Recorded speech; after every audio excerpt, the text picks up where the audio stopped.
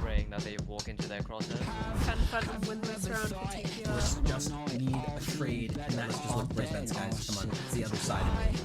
Pearls there on the back end here, and that's an ace for Nevada. Such a good opportunity. You find one and you find the second two. 4 kills for Scorpion. Gets one, gets two. Looks like he wants to go for war, and it's an ace. Oh, and Jesse gets full. Oh, and what a shot for him! Yeah, do they see it? Oh, and he gets headshot. What a shot from Mini. Plus 10 HP and the dream. Somebody call the doctor. I think I'm seeing double on my shoulder is a monster. Takes some early fight, he gets one. Oh, damn. Says no. M2 says no. Akira says no again. And it's the game. Here he gets two. Oh, Matrix. Good, finish him off.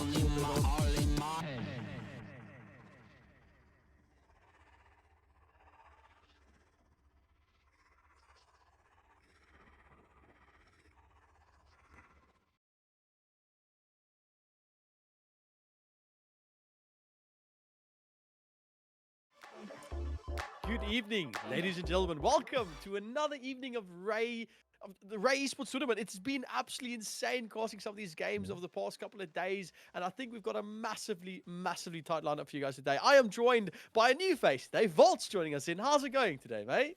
Well, I know it's actually pretty fun, you know. Like, I've seen the games, I've been watching for a few days, and this is going to be a pretty intriguing matchup because on paper, both Prolific and Twisted Saints weren't really supposed to be that early on in lower brackets. Sure, you might expect them to actually face some difficulty later on in the higher bracket, but for them to be in the round of 32 and down already is something that has to be attributed to them kind of underperforming at times. But at the same time, these two teams just have a lot of back and forth banter, and they're really turning the heat up, of course, because lower bracket means one shot, you're out, high gameplay, high stakes. I mean, I can't really reiterate that enough. Exactly what you said. Last opportunity. This is being in the upper bracket. It's nice. I mean, you play a few games, you think, oh, you know, if I lose this, is fine. I'll go lower bracket. But then you get here, and now you're in a position where you have to really start thinking. Obviously, we had TSE lose against INF in the upper bracket, pushing them down into lower bracket. Prolific losing against Ray, and ooh, Ray was a tough opponent. That was also a 2-0. Yeah. So it's a tough position for them to be in. But I've heard a lot of good chatter surrounding these two teams. I specifically have casted a game of Prolific, and they did look really, really good. But looking at the brackets, you can see there, it's lower bracket. We only, like you said, only the first 32 teams going to go up again. Any team that wins this going to go up into that 16, low of 16 teams that will be making their way towards that grand final, low bracket final. So, yeah, a lot to be expected today. I think we're in for quite a treat. Yeah, definitely we would be in for quite a treat. I mean, for Prolific and Saints, of course, their journey is still in its early phases because you still got the winner of Ferox and Involted that will be playing against them. And then Panica is already waiting because, of course, the upper bracket has mostly been played already. So that's where something that they will have to worry about. But if you're in the lower bracket, you don't really have that luxury in comparison to other teams like Panica. They can just sit there, chill, scrim, figure out what the other teams are going to do off of these streams. And then it's going to be easier for them to anti-strat or come up with a good veto for themselves. Right now, it's every man for themselves, and it's sink or swim time for both teams. Yeah, it is every man for itself, like completely. These teams have been really fighting to the death in some of these games, but I haven't seen a lot of games go to the best of three. It's mainly been 2-0 for a lot. So even though these teams have been playing hard, I haven't really seen it a lot on the scoreboard. So hopefully today we get a nice little exciting mix between these two teams fighting against each other. But obviously, like you said, these teams need to come. It comes down to strategy, planning wise, and the veto for today is exactly what we're looking at to just see exactly what we have to offer and how these teams can strategize around it. So in a bit, we're going to swap over to that and have a look and see what these teams are going to have to play with. Obviously, if you guys don't know what the veto is of a tournament, it's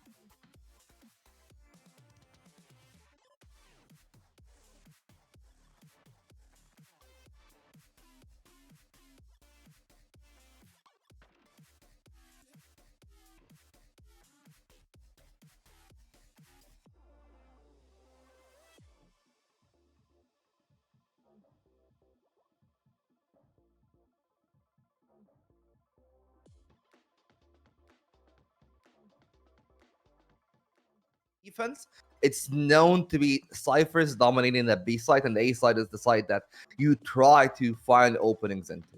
Yeah, exactly. You said you want to try and find openings as much as you can. Sunset, Ascent, um, Sunset, Ascent, Split. Those three maps all have one thing in common. That's a mid lane. It's something Yeah. that was anyone that plays CS knows how important is getting control of that mid lane. Sunset, especially having such a good entry into that B site. Into that A side. So very important for them to try and get control of that. Cypher's going to be a good pickup for them to try and lock down at least one side so you can get the utility pushed over towards another one. But at the end of the day, I've seen teams like Ray just completely discard the Sentinel. They don't even care about it. They just go double initiator, double controller, and they are a happy bunch. I mean, I understand like going for that aggressive playstyle on the map, but also I really like what we're seeing from Prolific because the ISO does have a lot of, I would say, favorability in comparison to other maps, just off the base that Sunset is such a small map in distance compared to the other. You know, the time you take for rotations, the amount of space you have to play inside is a whole lot less. So having that ISO is a good option, but I'm not expecting that ISO. I'm probably expecting them to stick to that default comp, and that's what we're seeing. Gekko's on both sides, Cypher's on both sides, and it pretty much is a mirror comp between the two teams. It is pretty much exactly like you say. We got Breach coming in. That's good. Well, I wanted to say earlier as well. You mentioned this. Sky had a pretty horrible nerf with that flash not being able to regenerate anymore.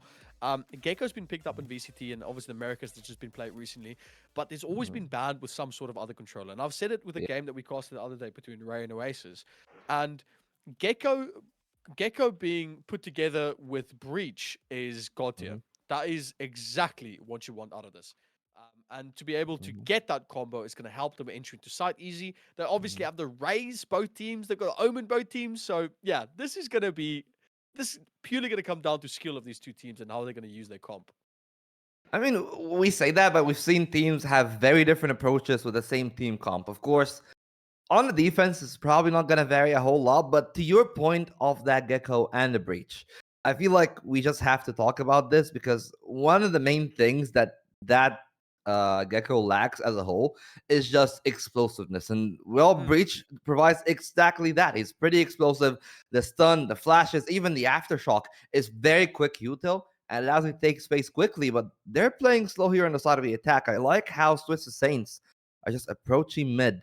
They got their control and they're probably going to break those strips. And that's already information that you can use like 20, 30 seconds later if you want to re-aggress towards mid later down the line. Definitely, and that's I think that's a good way for Cypher to play. Lock down these very important bits, not completely focusing onto one side, and just try and get the information that's necessary. For those of you guys that are watching right now and you're a bit unsure who's playing right now, it's TSE versus Prolific. As the attack side, we got TSE and a good pistol round's going to start off the bat. We got a few hits here and there, a few taps coming up from both sides. But as we know, pistol rounds, a lot can happen. Not really that massive, but we'll see how they play this. Well, I mean, they got themselves a site, and the spike will be going down. Now it's about whether or not TPR can get back in. Sentinel is going to find that first kill. They're trying to go back in, but it's exactly as he said, that layer of utility. Paranoia with that fault line, and now Rising has one of his own. Cardisk is pretty low. If they can find a headshot, that's probably going to hamper down the hold, especially with Cookie being in. Easy first kill. And they are trying to maneuver around. Sentinel is going to find another. It's still at a 2v2. TSE should have the angle, but the problem is, can they spray it to the smoke? The answer so far is no. Rising is spraying it down, and they can get through Thintel. He will find all four in the pistol for the defense. Yeah, pretty good defense. I think that's just exactly what's to expect if you're going to be playing with a controller like Omen. Regenerating smokes is just another day in the office for him. Just being able to smoke off that bomb site, getting that spike diffused, it's pretty easy. I think it's really difficult to try and spray through smoke. Having just a classic in hand, you're going to have to get really lucky with those shots. So I think a pretty good start so far. I don't think it's very, how can I say, indicative of how the game's going to go going forward. I think TSE... They still have a lot to give in this, but we do see a nice little force. I like the force from Yuki. The blast back's going to come out, try and push on side, get the corner, get the information, and might gather themselves a nice little kill. Yeah, and they got themselves a fair bit of space, but Rising seems to want to take that away. Paranoia is not really utilized to push upon, but the damage to Cookie is still quite significant, and they can get in. Seintel again to find the first kill. Still with that ghost, and they are doing work. Cardis is gonna find a trade, and yeah, it's exactly what you expect after that Stinger goes down. Not a whole lot is gonna happen, but Fix picked up a Spectre, and this could throw a monkey wrench into this round. It could a little bit. A little peek around the corner, but oh, the burst damage from this Bulldog's a bit much. I like how G7 peaks with the team. That's what you want to see. You want to see this double peek from these teams, switching around the corner, try and catch them a bit off guard.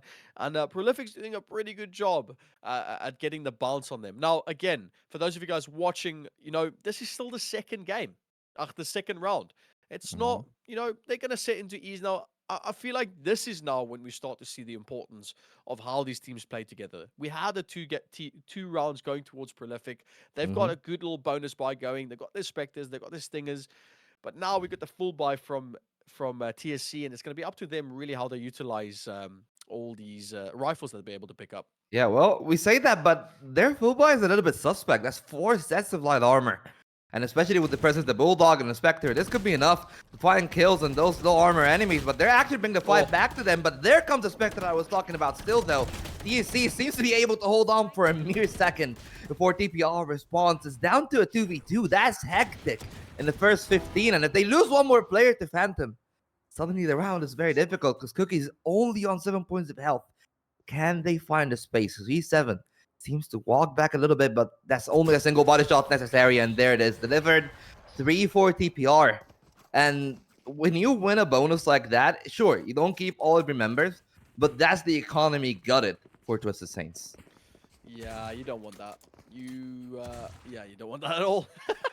That's rough, man. I literally just said how important it is for TSE to pick up this round, and it's not over. By no means is it over at all. And I don't think it was a massively big loss. But if anyone's ever played Valorant, it's difficult, really. Like, you don't have a lot. If you look at the buy right now, it's 2 Sheriffs, 3 Stingers. They got half armor.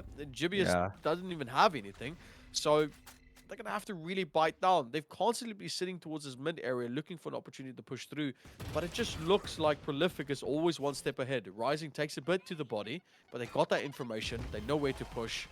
It's just up to them how they're going to play this. And well, they've played it pretty well for the get-go. Like, they got a lot of damage onto the Omen, but can they actually kill Rising later on? Because that's going to be the big question. Rising already playing all the way back at Boba and that B site, allowing Cypher to take care of most of that space. They will walk in from the side of TSE, but now they have to break that Cypher line of defense. The first test for Phantom in their own side. Every time else, they've been rotating, and this time around, they are playing around their own util. Rising is going to be only go for one. A Phantom still in that case, trying to find more, caught off guard, and that's a great exec from TSE. Yeah, that's a very, very good execution onto site, really. But I do feel like there's a little extra card that we've still got in the hat for Prolific. And all they need to do is try to take control. This post-con situation could be favorable for them. They find the first kill onto Cookie as they're trying to play more. But just like that, I mean, I don't even have to say much more, as Prolific's doing a really good job at playing this post-plan. Yeah, well, it's been good execution and good retakes from both sides, but if you're on the side of TSE right now, you'll probably say mission accomplished. We killed 2 people, we planted a spike. That's the exact kind of economy boost that they need, because now they can actually go into this round without having to sacrifice that full shield. Now they can walk in, especially knowing that side of TPR is primarily using those Vandals.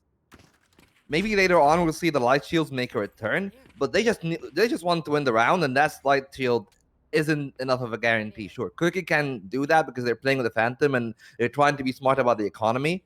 But for TSE, it's all about winning this round, and they have 2 ultimates to make it happen. Yeah, they really gonna have to at least think about the way they're gonna play this. But I liked a little bit of a different. They've switched it up a bit more. They're pushing 2 on default towards A in a kind of a lurking situation going through mid, so they might be able to find something. Cardisk is really being pushed into the corner, takes a bit of damage, and that's gonna maybe trade a bit more. Yuki finding one, and also Jibius there with utility, managed to grab another one on Mini. Might be an opportunity for TSE to get a bit more. G7 always lurking throughout that mid lane. Now, it comes down to where they want to play this pressure now. I do feel like Prolific's kind of sussed out the snake in the grass. They kind of know where this is going to happen out, and they've kind of guessed correctly. Rising does have to smoke it off. He's going to use that utility to get for the blind. They'll be able to find much. Yuki around the corner, Oh, maybe peeking a no. bit too far from Rising. As at a 4-0, 2 people still alive for Prolific. Nice little jump away, spots out at least something. Do have that blind. Oh, it's going to come through from both initiators as one lands and the other as well. And they're just able to clean up house. TSE, it does look like they've set themselves up quite high on this round. That's a lot of ults to use. Yeah, and hey, like for their sake, it's just about winning that round. They got that one out of the bag, and they still got a few more that is actually going to be closer up than what TPR has. Because you look at the showstoppers, only one away. Even GBS is only 2 away from their own ultimate on the attacking side. So it's still pretty fine. It was a big investment in terms of ultimates, at least, from the side of TPR. And now they can try to rebuild for the game. But this is the real round. You know, we were talking about 2-0. This is the real chance for them. If they win this one from the side of the attack on TSE, they definitely put themselves back in the game. Yeah, true. I like the way that you talk about that. I think opportunities like this is exactly what you need if you're TSE right now. You've got economy. Like, look at that. 3K, 2.4, 2.7, 3.3. They've got enough to go into the next few rounds. They can maybe play it a bit slow. Trades are going to come through, though, but they can look at opportunity. Ult's going to come through quickly from Yuki as they look for a possible kill. But Zek's going to be there to be able to find at least one. Still peeking through mid. He's going to go down immediately to Cookie. Be able to go for the TP, but it's not over just yet. 4v2. I think maybe this is a bit optimistic from TSE to play this default position down into B main. They can still be flashed out. They can be smoked out easily by Rising. How are they going to play this? For me, the goal has to be exits, right? There's no way you really go for the retake here. Oh, man, that's tough. No smoke as well. 2 available, and they've got the paranoia. But it does look like Rising instead going to opt for possibly going for a few picks on the cross. But the smoke's going to come out from the enemy Omen as Cookie's managed to grab the one. The shot through the smoke. And it does look like Rising going to have to run away. Tail between their legs. And that is going to be a very, very, very much needed round for TSE. Yeah, big round there from TSE, especially with them shutting down an attack yet again. It's always been, at least for TPR, all about the retakes, all about them contesting back the space after giving it away to the side of TSE. And Prolific now seems to be a bit lacking in that department. Of course, they've used some of their ultimates, but the 1-2 plays that we've seen consistently from the side of the attack definitely has been the difference maker. I look at Yuki, I look at GBS, and sure, GBS is only 2-4 on the scoreboard, but the amount of setup that they're actually enabling Yuki to have on these entries have been pristine. I feel like the Raze walks in, and you can see the amount of support in comparison to Cardisk, for example, when they're trying to start a retake. Yeah, I mean, honestly, this is a good opportunity for TS to come back. Really, though, I think Prolific is the ones that might be the team that's going to be pushed on the back foot here. It almost looks like TSE is kind of figure out the type of play that Prolific goes for. They're opting for this very heavy sentinel lockdown with the Cypher pushing, staying towards the back of site, Phantom just holding these corners. And yeah, ult's going to come through. Oh, actually, that didn't hit anyone. They used a lot there, but I like the back push here from Prolific as this patience from G7 able to hold out quite well, but GBS is going to be able to find nothing through the smoke and get a kill on Sientel. Ult's going to come through immediately from the back inside. This shot from Corners lands on 2. G7 in for the cleanup. Zek managed to get the kill on this jumping Reyna, but it doesn't matter because TSE is on fire right now as they're trying to hold on for the defuse. Push going to come through. Mini trying to hold on for DN Life. Shots at all trying to get anything, but no! Prolific cleans it up and takes back the trophy for this game. Yeah, exactly what we're talking about. We're talking about them getting those retakes, and well, yep, okay. Yeah, there it is. Of course, great positioning from Phantom, and then I was talking about Cardex not having a setup. Well, maybe they don't need it because they bring out that showstopper. 2 kills were very important to the preceding the round because they came out from short, satcheled in, and not just denied the initial player after they just planted the spike, but also found a second kill and the space for the players that were already on long to continue in and flood the site. And from there, it definitely was nowhere to go for TSE. They couldn't recapture the map, and that's the way that TPR has to play it with that team comp. They've given up the space, you take it back, now the space is being taken away again from TSE in middle. Yeah, that's the way the cookie crumbles, mate. At the end of the day, it's just how you play the game. didn't really come to play at that point. I think TSE kind of losing an opportunity, but I'm going to go back on exactly what I said, because it just looks like the pressure is there on the back. Oh, that's a spike. Seattle grabbing the spike indeed. Cookie managing to turn around and say, whoa, let's slow this down. Mini's already there. They've rotated. They know exactly what's going on. The pick around from G7, they sussed out the plan. Fix only won the last set. Paint canisters comes through from the side, looking for that pick. Mini's also going to go for the crossfire from the top end side. Can they be able to play that? They hear the jump. No, get it the flash, but Carnix is there for the repick. As Prolific, oh my word, they are really giving us a show right now. Yeah, that timing from Rising couldn't have been any better. The fact that you got 4 members that were walking in towards mid and you just let the first 3 go in, and it's the breach with the spike that dies. Like, not just the spike that falls down, it's the breach that still has the util that you're trying to use to get in Boba, to get back into that B side. Because your whole setup, as we've said, is reliant on these 2 initiators working together. You lose one of them, that's bad luck. You lose one and the spike, then suddenly you have to reuse that util just to get back in the side itself, and it didn't work out because they ran out of util, and this util now is being used for the side of TPR, aggressing them on the opposite side of the map.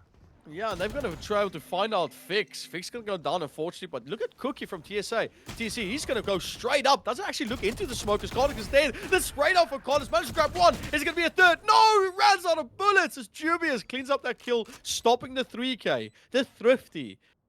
That's Fix and Yuki down. Cookie also losing a life to the onslaught coming up from Prolific. It is a 2v3. They do have some sort of post plant here.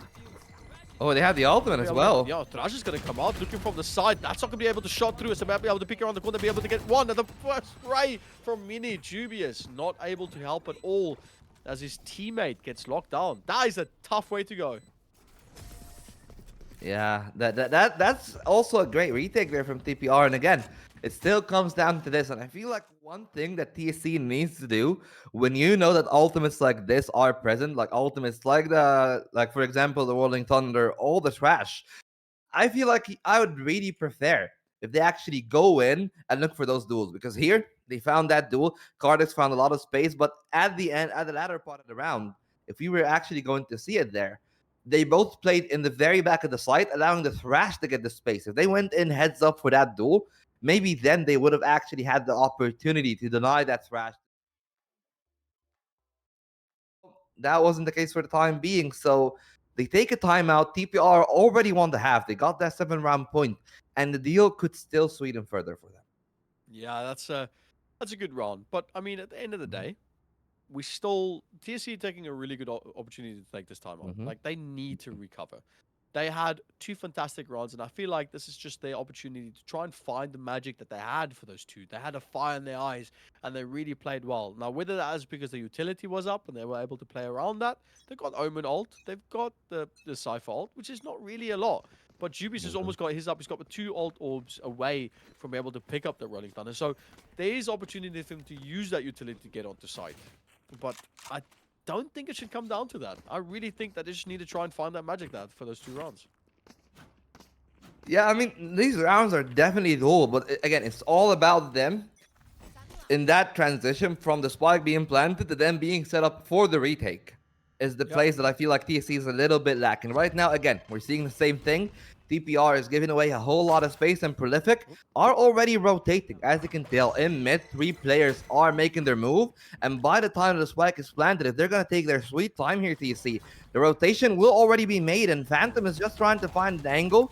And with the rest of the team in, they have to be careful. It's going to be really rapid from the side of TPR. Yeah, Phantom missing out on opportunity to get the kill. Thresh, it's available on Zek. Oh, but no, Rolling Thunder's going to land out. He's going to combo the back in with the Thresh. It lands on 2. Are they able to utilize it? No, Seattle is there with the utility to get the kill off the back as he was trying to hide with the ult. Big around the corner. They've been able to pick up 4. And just like that, Carlos gets the Thrifty as he's come back winning. And with a timeout, it doesn't even matter because Prolific on fire, man. Yeah, Prolific are straight up doing the Lord's work right there in those retakes, and their rotations has been on point. Again, we've talked about this a few times here, so I'm not really intending to harp on it any longer, but it's the fact that TSE are much slower in their execs compared to the speed that TPR brings up in their retakes. is the thing that is definitely making most of that difference. And if we're gonna speak on an individual level, Cardisk, well, he may not have this same level of setup that I was talking about that Yuki has, but individually on the race has been stellar in the first 10 rounds.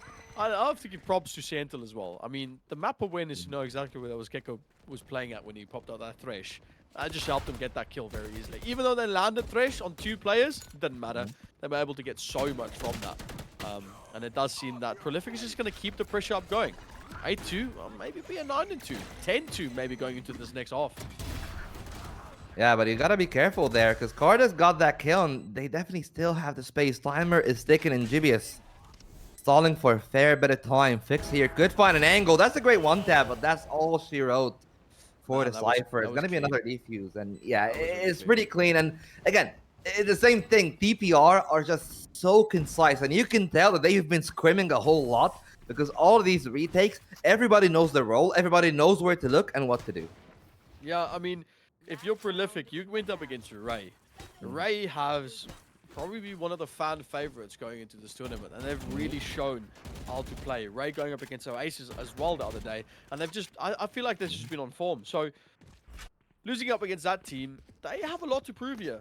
Prolific's got really, I think they've got a little bit of fire underneath them when they wanted to be playing these matches, and they're just trying to show their fans that, look, we are here to smash it out of the park. We are here to put up a show for you, and that's exactly what we're seeing. Does not mean that TSE is nowhere to be seen in this game. I do feel like they might be able to get that second win. All they need is opportunity, but no, Cardisk! Oh my word, the lineup! TSE, what was that? I mean, you're saying TSE, but what was that from Cardisk, man? That is mean, but at least they got in the spike, so maybe a ray of hope. 2v3, they got the angle, and not a whole lot of usual for TPR, which is the main thing that they've been using in those retakes of theirs. Yeah, they got paranoia. They got a cage as well. Fix opting for not using utility to hold on that corner. Instead, Paranoia is not going to connect to TPR really quickly. Cage is instead now going to be used to stop them pushing onto side from this angle. But Fix picks out the right corner, chooses the timing perfectly. TSE, Cookie, finding one, rising on the back. He knows where it is. They've got that Cypher ult. Paranoia's going to connect, but they're going to be able to get the timing and run around the back and side. They still got the smoke, but no, Rising puts the smoke down. He's going to have to put down a second. Spray from Fix. Both Vandal can see that. Doesn't spray the right side. He's going to have to go for the reload. Fix sprays it through. No! Bros, don't fake! Rising, sticking it down. And that is going to be it for this half. 10-2. Oh, my word. Pros don't fake.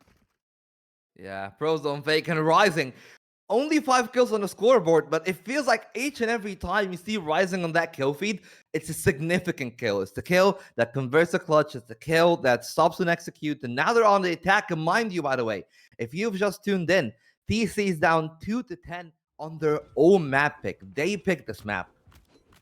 Yep. That is a rough game to take. And, I mean, they've got exactly the same lineup. We said this in the starting of this game. No one has a different agent. Everyone's playing the same game. So at the end of the day, it just comes down to how you properly using your utility and the agent you play. And you know what? Let's be real. Your ability to click heads. And it looks like Prolific is just superior at the moment in that. But this is still game 1 of 3. There's a lot of opportunity to come back in it. Maybe TSE surprises us and takes the next game away from Prolific when they go on to their next game on to Split. Yo, but this Aftershock is actually really cool because they use it to find the space and the angle. They leave out that market area for the connector, and Fix actually doesn't even get the startup of it. I was thinking, hey, they definitely have the setup, but now looking back at it, Cookie's playing very passive. He's not even playing for the crossfire with the Cypher, and Cardisk doing good damage. That's 2 things already, but Cookie actually doesn't take a whole lot since it's a wall bang. They're trying to contest the deep space. They're expanding their control on the side of Prolific, but now TSE are readying themselves to go back in. Zek, well, he has found himself a lot. This is a tough way to play for them. Blast pack kill from Cardisk. What are you doing, mate? And Cardisk was dead. No, did your parents not teach you not to play with your food? Seriously. You can't be playing with your food like this, mate. That's not alright. That's mean. Yeah, that's mean. That's mean. Do agree. I completely agree. That's out of line, Cardisk. Sorry, but like completely out of line. Man just threw up blast back there just to get the final kill. He said, "Oh, boys, watch this." That's exactly what happened there. Yeah. And he's like, you know what, guys? Like, I don't even need to be alive to get that kill. It's fine. No. Well, we have we're gonna go 11 and 2. Buy round's gonna come out here from Prolific. It looks like a force as well from TSE. They really have to try and dig deeper. No, nice little. I like this force up. TSE finds one of Cosmic's. Oh, the paranoia. Oh they my found 3. word! Not even to find anything else. Classic's coming out on the back inside. We got the Outlaw's gonna connect quickly from Mini, but Cookie managed to find one for the team. Mini. All he needs to do is get 3 kills. Outlaw in hand, Classic as well. Right click, maybe? Opportunities are there. They do have the spike in hand, but... And they're all light armors. They are. They are. I mean, all it needs is 1 shot. But I think Mini might be able to spot out this rotation from Fix. Doesn't know that he's there. Fix is going to hold the guy tight. He's not going to see him out. The shot! He sees him indeed. He can pick up the stinger, but he's going to be able to opt for that play. A shock comes through. Outlaw in hand. This could be a very big round for TSE if they clean up this one. Knife out in hand. Peeks corner. Can he find anything here? Does he clear? He does. He does. He gets 1. Does he find anything else? No need for any sort of trigger control. No! The timing from Mini. Oh, man. The showcase that we were going to get from on the replay. As you see in front of you, that Urshot coming out just barely missing and Mini opting for a completely different corner to go from. And just barely being able to find that 1 kill on Omen, not really knowing at all what's going on. And just the decision to pop out the utility and ultimately just lost him that round. Yeah, because gunplay-wise and movement-wise, that was excellent from the get-go. Because if you're in a clutch situation like that, you really want to isolate your 1v1s, and they did just that. You look for that first duel. Of course, that first one was against Fix, who on paper had a good angle, but the anticipation was there for Mini. Second one as well on the Omen, none the wiser. And right there was the moment that I feel like you and I did 100% believe that this might actually be a clutch. But yeah, exactly as he said, you just go for the util. It gives the timing for Jubius to actually swing back in. And they're frozen on 11, but I say that, but they're only 2 rounds away from actually winning out the entire thing. So one mistake from the side of TSE, and this map is over. Yeah, I mean, a good decision from TSE to force that round. I think that's exactly what they needed to do to try and catch Prolific off guard. It's not over just yet. Like you said, you know, 2 rounds for full TPR. But I've seen teams losing 12 rounds in a row on one half and then coming back and winning the game on overtime. So anything's possible. Just if they can be able to play as a team and actually get this. They're going to opt for a little bit of a back play, yeah. But, yeah, Vault, I don't really know what they're going to be able to give us this round. I mean, so far, so good from TSE. They're using the Outlaw now. And they're using it pretty well. Of course, the main concern for the other side has to be the fact that the best gun you have for the side of TPR is that Stinger right there. And it's going to do work already. They're walking out with those pistols. Can they find a frag? Yes, but Zach still going to be good for the trade. Spike is planted. That's mission accomplished. If they find one more frag, by the way, the economy is going to be in ruins, and they do not find the angle fix. It's going to use a thrash. It's a big investment, but they win the round, and they guarantee that they're going to be good for 4. Anything for the win. Anything for the win. I love Zek. I love how he played that. They got the thrash and said, you know what, mate? Don't worry about it. I'm going to secure this kill. That's all it's going to be. We don't have to worry about it. We're already down. We're 3 and 11. We got to make this 4 and 11 at least. We can't lose anything else. So even though they opted to go for that ult, they can still say to themselves, we did good. So a good round, economy-wise, really strong. Both teams can buy, and this is when we start seeing the fire really burn between these 2 teams. And I like the setup from TSE. Look at the aggression here. Urshot ready. Paint canisters are available from UK. And we also have that poison from Zek. And if they catch people off guard, okay. I'm hoping we see at least a triple kill here.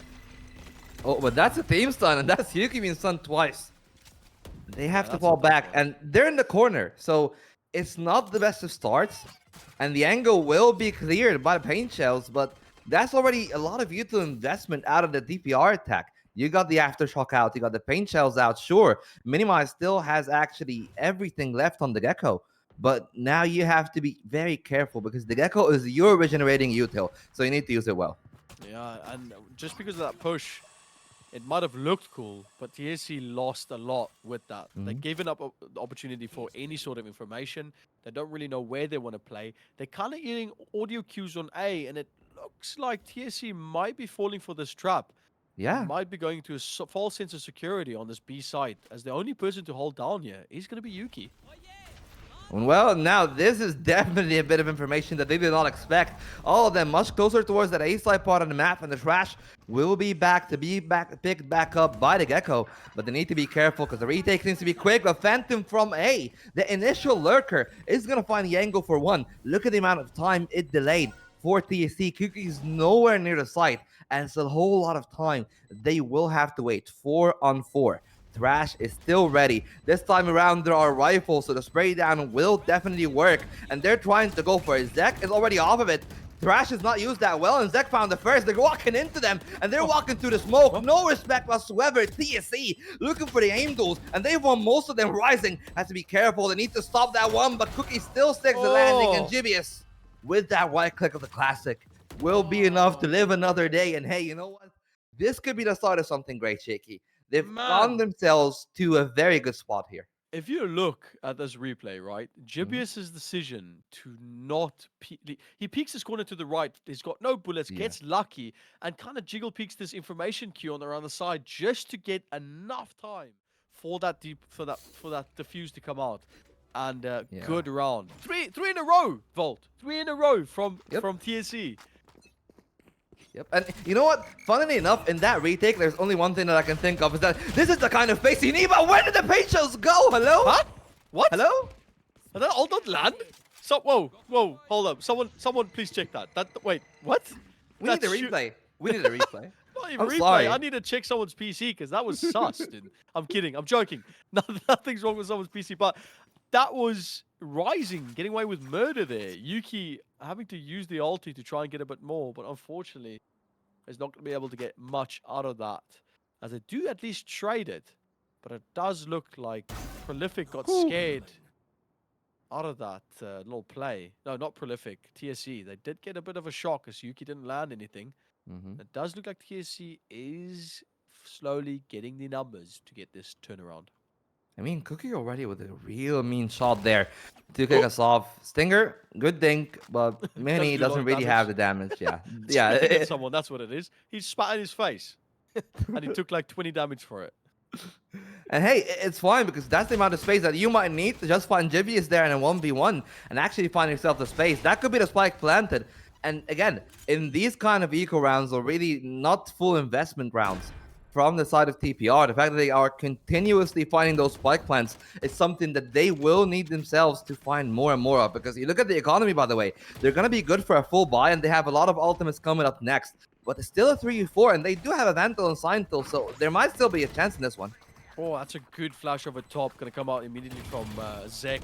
Now it's going to try and get a plant in. Cookie finds one. Zek's going to find another. TSE looking really strong right now. Mini's going to go for the jumping around the corner. Managed to get at least one, but it does not matter because TSE is back, baby. 5, 6, and 11. Yep. So let's have a quick look at that replay from Yuki's angle perspective as the ult gets popped around this corner. It's going to go for that mid play. And we also have a timeout going to happen here from TSE. I think we might have just lost a little bit of a lag on the replay, but I can tell you exactly what happened. All that happened was Zuki jumped in and missed. You know, that's it. How could you miss at that range, though? Isn't this supposed to be like a rocket? And, you know, like rocket explodes and all these things. Explodes, dude. Yeah. yeah. Yuki even flicked it to the left, thinking that, oh, this is going to land perfectly. And it just didn't. You know, it just unfortunately didn't. But okay, there it is. Jumps in. What? Wait. Where did it go? Yeah, where did it go? Okay. Guys. That, what? Okay. It didn't even do damage, which is the weirdest part. I am like, so if Yuki was low there, I would actually understand it. But the fact that Cookie, sorry, my bad, Rising guy. If Rising was low, and Yuki actually lost that duel, I'll be okay with it. But like, this is unfair. This is unfair. I'm sorry. Where did that showstopper go? Like Yeah, what? that was so bizarre, wasn't it? That was so odd. I need to go analyze that replay afterwards because I feel Yeah. like we're missing out on something. Maybe it was like a slight deviation from where we think it went to where it actually went. Mhm. But we see the same. TSE is going to go for this hard peek again around the corner. But, mate, don't do that, Prolific. You've done it once. They're going to immediately know you're going to do that. Oh, my word, the Oh, no. damage. Gentle. Getting the kill on Yuki with the paint canisters as well. Clean up that corner. That's tough, man. Yeah, especially when you fail those when you fail the blast packs and you actually can't get out, then suddenly it's 10 times worse. But this time around, fortunately for them, Cookie seems to be doing great work. They cut Phantom off. They know that there's no flanks, and they know it has to be that B site. Yeah, and Alt's going to help them get that. Paranoia's also been committed for this plant. As Gecko's going to go for the plant itself, they already used the utility, the wingman, to get onto site. We do have a nice little flash going to come out, but can they utilize the utility to get onto the site? Question is going to stand. TSE looking really strong. Peek out wide. Oh my word, Cookie! Are you mad, Cookie? Oh my word! He is Alright. on one. He's on one. Okay. You know what? I was saying all TSC needed to do is find their rhythm. They need to touch some grass, man. They are really on fire right now. Yeah, I mean, okay, maybe not touch grass if they're on fire, because we actually do care about the environment. Okay. But well, it's like, just take a chill pill, just go out, take a walk. Like this is very entertaining, and don't get me wrong, I love the fact that we actually see this kind of switch from attack to defense, but it also makes a lot less sense in my head. Because in my head, it's like, oh, attack is supposed to be the free-flowing part of the game, where maybe you can make plays on your own, and defense is more regimented. And if you're actually not having a good game, maybe you're off your tandem and your rhythm doesn't actually match your teammates. But they haven't missed a beat on defense, and on attack they weren't like that, which is so weird. I like the way you put that. I do think that TSM is actually breaking that norm. They don't really worry about being a bit more formal when the defense. They've been very fluid in the way that they hold these sites, and I really like it. It's almost giving me a little bit of sense. I saw a game of Sentinels the other day, and the way that they're playing their post plants are really nice. But I like the slow approach from Prolific as well. They know that they're behind, and they know they don't want to boil into this. They don't want to give TSC the opportunity to kind of get this edge and snowball. So the slow plays really might throw them off guard. Oh, I mean, I say that, and Yuki hit shots like that. But it's too slow, and that's why it's easy for Yuki. So that much is understandable. But I feel like if you're on TPR, one of your main objectives definitely has to be trying to extract some of those ultimates from the defense. If you're on the side of TPR, you just want to pull them out, and well, that's TPR using that ultimate, trying to get a response, but nothing granted, and the rocket fuses are running a little bit short. Cardis is looking for the angle. That might be the kill. There it is. It actually works. So Shaky, we're good. We're good. It worked. It does work as well. This time actually hitting something. It wasn't Yuki though, but it was Cardis landing that showstopper. And you're quite right in saying that worked, but it's not going to be over just yet. The ult's going to come through from Jubius. They're trying to land on something. Flash going to go. Shot's going to come through the smoke as Rise is going to hold this corner. Nope, I don't think they're going to be able to find much. Fix not landing any bullets. The peek around the corner from Mini's been able to get one on Cookie, but look at this Fix. 1v1. Cypher v Gecko. Mini Thrash has that Thrash available. All they need to do is try and shoot that. He's going to go straight for the back inside, but that's going to connect it indeed. Are we going to see a knife? Surely we Well, they need to move though. They need to move though. There's not a lot of time left on the detain, and they will. Thrifty. Okay. Yeah. All right, Vault. Yeah, Prolific came knocking, and they're back in the game. Well, that's just going to be match point. Yeah, absolutely. And this is, by the way, this is exactly what we talked about. It's all about getting that one mistake. All they needed there on the side of TPR was just one clean side exec, and they just forced their hand. They found that kill on the Cypher. The showstopper did its work, and suddenly they're back in the game. And if you look at both sides, sure, the economy is still good for the side of TSE, but they're out of chances. This is the last round, and they need to win it at any cost. They still have 3 ultimates, and they are ahead in the other ultimates as well that are still charging. And with that kill from Yuki, they are again off to a great start. It's just a matter of closing this round out. Oh, Zek, the timing doesn't get anything forward. Blind's gonna land. No, again! Zek, what are you doing, Zek? Yes, shake your camera. Fix your aim, please. Oh, that was painful to watch. At least TSE gets a gets a side for this, but Fix Utility managed to at least grab himself a kill. It helped him to get down to a few more. 2v5. No one of TSE has died yet. Paint Canister, I mean Fix and Yuki coming up from nowhere. They are gonna say, even though you got the match point, we don't care. Yeah. We're still gonna bring the fight. And well, they're bringing a good fight as well because you look at that. Last round, they used that Rolling Thunder. This round, they did not use a single ultimate, and they were just able to slow down the pace and coordinate a bit more. And I feel like this is gonna be the main distinction. If you're on the side of TSE, is when are we fluid and aggressive and just trying to play off of each other naturally? And when do we slow down and say, okay, guys, we organize, we need to be in tandem for this one? Yeah, tandem is pretty much it. I don't know what you call... Tandem is like 2 people working together, I think, in tandem. But what do you call 5 people working together? I think that's just teamwork. Cooperation? Yeah, teamwork. Cooperation. Yeah, that's it. Cooperation. Prolific is going to have to bring that out. And immediately off the bat, TSE is going to deny that info that Phantom tried to put up. But I like this little... Oh, okay. Little rush. They got stingers. They got a sheriff who classics and frenzy. I really like how they take off the side. The only person they need to worry about is Fix sitting on the corner. Might be able to find something. They do have the cage to lock up the corner, but that is going to be a very nice plant, actually. I like the way the Prolific played this. Yeah, but can they play it off to the end? Because they got 3 people there at the long side, but it's easy water for Piss. Okay, whoever sent that emoji in chat, you're firing Fix up. And already on 3, that's 4th. There's going to be an eco ace, sure. It's not as glamorous as a big one. But Fix is on a big game, and Zach just says, nobody is not meant for you, which is a little bit mean. But at least they allow him. Oh, they don't even allow him to defuse the spike. Okay. Okay, Fix is just like, I've had enough, guys. You can just have it. No, Zach, you've lost. First you miss your shots, and then you take an ace away.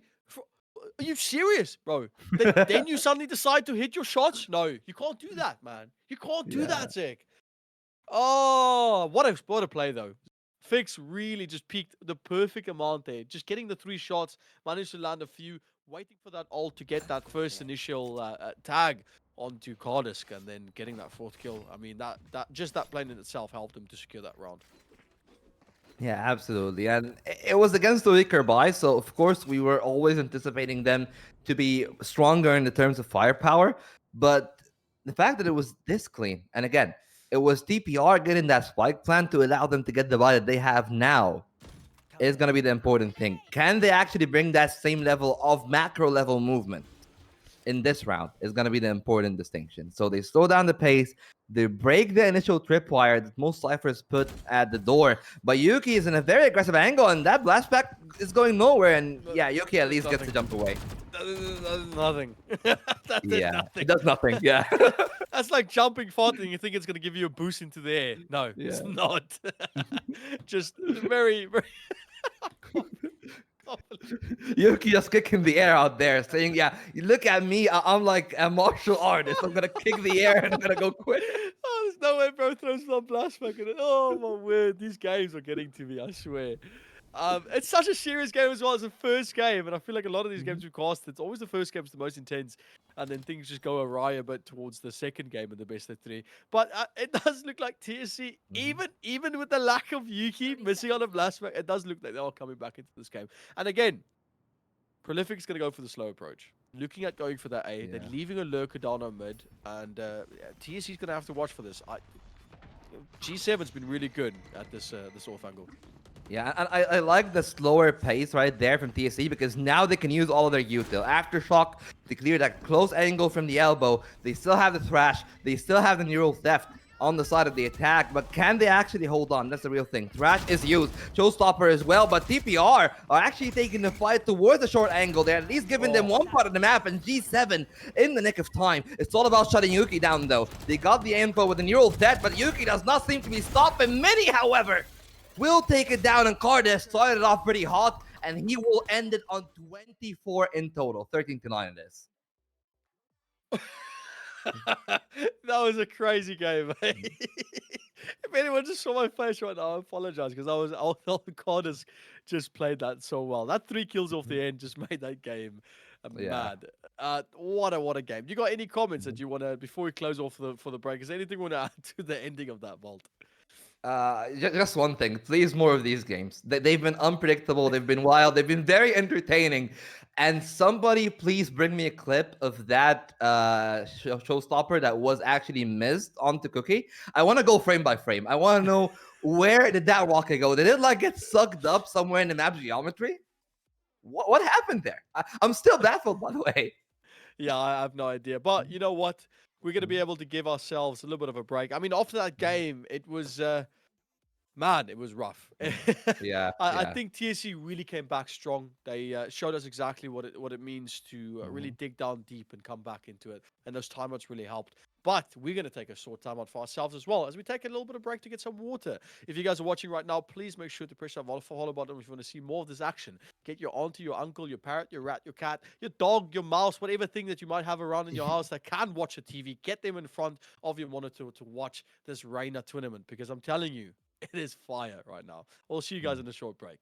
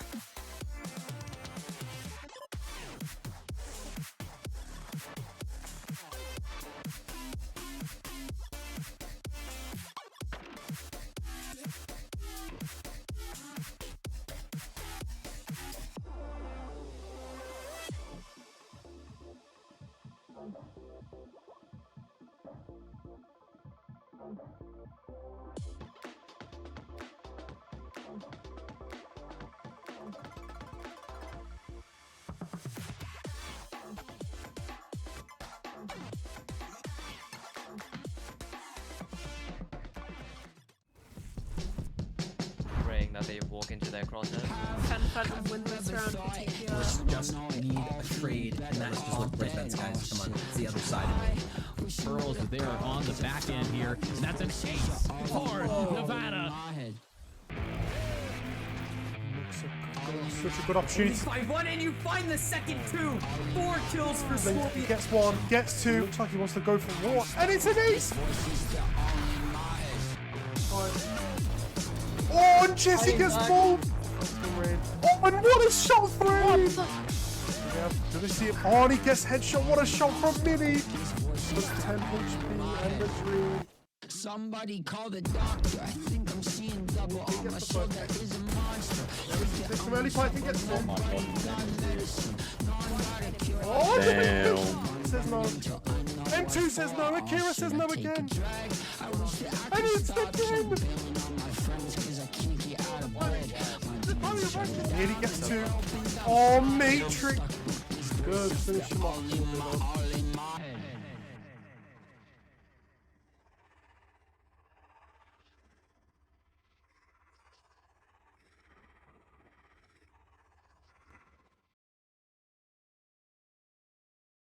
And we are back. What a first game between the TSE and Prolific. And I'm pretty sure, Vault, you can vouch for me in saying that we had a good laugh that game. Both these teams played exceptionally well. And I'm kind of a bit lost for words. I'm really hoping for a best of 3 this time. Yeah, I really am as well. But you just gotta wonder, like, what's gonna happen in the next map? Because TPR was off to a dominant start. They almost blew them off the ground. And honestly, like, props for TSE for their resilience.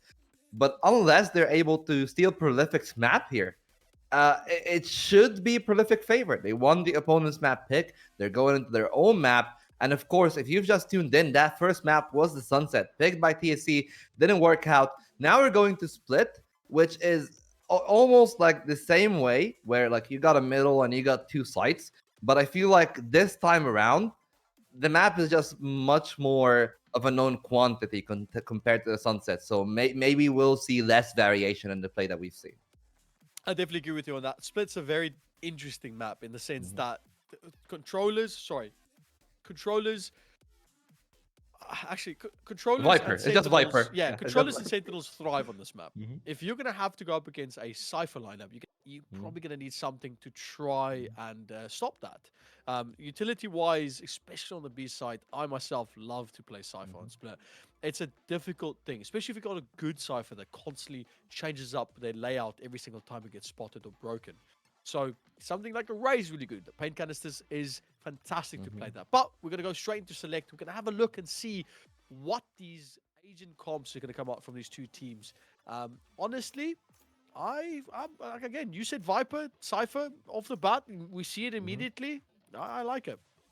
Yeah, and this is probably the one map that I still do find real value in still bringing the Sky, because she fills everything that you need and don't really need a whole lot more, unless you're trying to play towards the like, very explosive breach attack, which is something that is valuable, but I feel like just the Sky provides you a whole lot more options in a sense of what's actually going on. And well, of what's going on in the tournament here, we would like to thank Floridas for actually sponsoring this tournament and making it a reality, making it happen. Because without them, this series wouldn't be here. And honestly, it's such an entertaining one. And we might actually be heading back towards mirror comps, because I'm pretty sure Rising is not going to pick up that Neon. I would love it, because Neon is probably my favorite agent in the whole pool. But it's just so difficult to make her work at the moment. Yeah, it is very difficult to make it work. It's kind of a hit or miss with it, to be honest. And it's just going to come down to the way that they play it on site.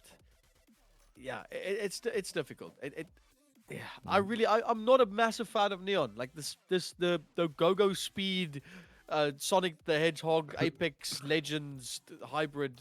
All right, they're not going to pick it. Cool. I have so many other words for it. Yeah. I was going to keep going and going because I despise it. Because there's no need to try and have Apex aim in Valorant. All right, I don't need people sliding past me. But I like it though. I like it because what, like, do you not want a character with a lightning gun from Quake? Because it's not Apex, by the way. I'm just going back because maybe, I don't know if you're not old enough. Quake is the OG shooter, and the lightning gun is the iconic gun from that game. No.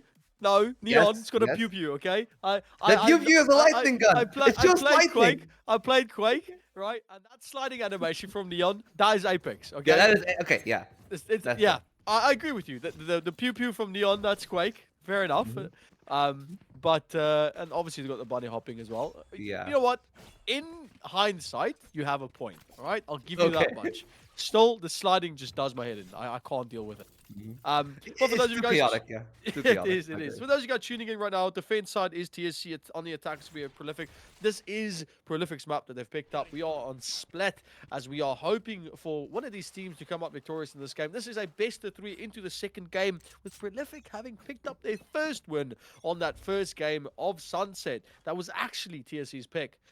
Pistol rounds are always the quite interesting part. But we'll see what these teams have in store for us. TSE Vault did a really good job on the defense side on Sunset previously. So I'm wondering to see if they're actually going to be able to make the same. Man. Yeah, well, you know what? They started off pretty well because that's an important kill right there. That's the Viper, so you don't have lurking, and you cannot go back towards that A side because it's not going to be enough util. They have to make it work here. And TPR is coming in with a very interesting comp who we actually haven't talked about because we were talking about the Neon for a while. But the Yoru and the Race together are going to be a lot of explosiveness. Cookie, okay, yeah, you deserve it. You deserve to die there. No. You deserve to die there. No, Sentinel, this is not COD. There's no need to 360, jump, peek, no-scope someone with your classic, all right? That is not okay. I do not want to see that. Again, we are playing Valorant, bro. There's no need for your shenanigans. Really? Oh, my word. If they work, they work, you know? That's what I say. If they work, they do work. And they did work. And what didn't work right there was the classic price right-click spray. It's not something that is really workable. Siento, however, is now identified. Still have the Tasmanian Trailblazer, but with that kind of crossfire, there is no trail that you'll be able to lead. It's all going to be easy for TSE, and they need that kind of start because they want to bring it back to the scent. Yeah, no, yeah, my apologies if you guys saw a little bit of a wrong casting from my side. I was following the wrong person. I was following myself. Anyway, that was a very tough one. Phantom was following themselves too, and they just gave themselves out, so it doesn't really matter, you know. You didn't really miss a whole lot. Neither we, as in the stream itself, or you actually called that kill, so it's all good. Yeah, I mean that 360 jump from Sentinel was just disgusting. Yeah, true. Good round though. TSC has managed to grab themselves that front. They've been really strong in the defense, but the aggression's going to come from Prolific again. They've really been making sure to counter this with the aggression. Phantom being picked up by Fix first thing. Okay. Yeah, that's gonna be it. Okay. Yep. All right. Not a whole lot to talk about. It's just 5 classics trying to find an angle, and they didn't. Okay then. All right. Well, Yeah. I really thought that Prolific's gonna, you know, with the aggression that they gave, is gonna be a bit difficult. But you know, fair enough. No, yeah. I've been silenced completely. Yeah. I want to talk about G7 for a second, right? This guy Mhm. played Cypher in the previous game of Sunset, Mhm. and the lurking from this individual has just been horrendous. Not bad, good. Like Like so the annoying kind, right? the mind games that they have to Yeah. go through, constantly thinking about where this guy is Mm-hmm. really making it difficult for them to hold, to just kind of fully commit to a site. Like, even if you look at the map right now, G7 is sitting all the way at A, holding this corner with that wall as well from the Viper. That's some serious difficulty. Okay. Yeah, and he can definitely try to take that duel with Zek, but the wall is also in a position that does allow him to escape and walk through unharmed if they are spotted for the time being. However, the other Viper here, in the name of Fix, is actually playing towards that vent. It's a double play for them towards there because, as you know, in that kind of bonus round, you really are trying to find your advantage. And that vulnerable from the snake bite is exactly what they want if they're going to play for mid. But the good thing for TPR is that they've sniffed this one out and they still have the harbor wall. That's going to make it very easy for them to walk into that B site. Yeah, but the TSC is not going to fall for this. They know that that G7 plays towards A, so they're going to stay nestled into this heaven area as Yuki managed to get the kill on the Outlaw. Oh, that's a very important pickup to get immediately on the Rising. They don't have the controller side of things. They still have G7, but oh my word, talking about G7's come to play. They are looking for anything else. Cookie. Prowler did land. Does not matter. Yuki still managed to land the one on the Outlaw. Zek not being able to pick up that Vandal. Flash can come on the back side. They try to flick around the side. Zek actually being really quick on the flick. Managed to deny that flash opportunity. Taps it off the side. Yuki. Going to go for G7. Peeks it out. Yuki with a 4K. Okay. Yeah, this is the TC we wanted to see, you know?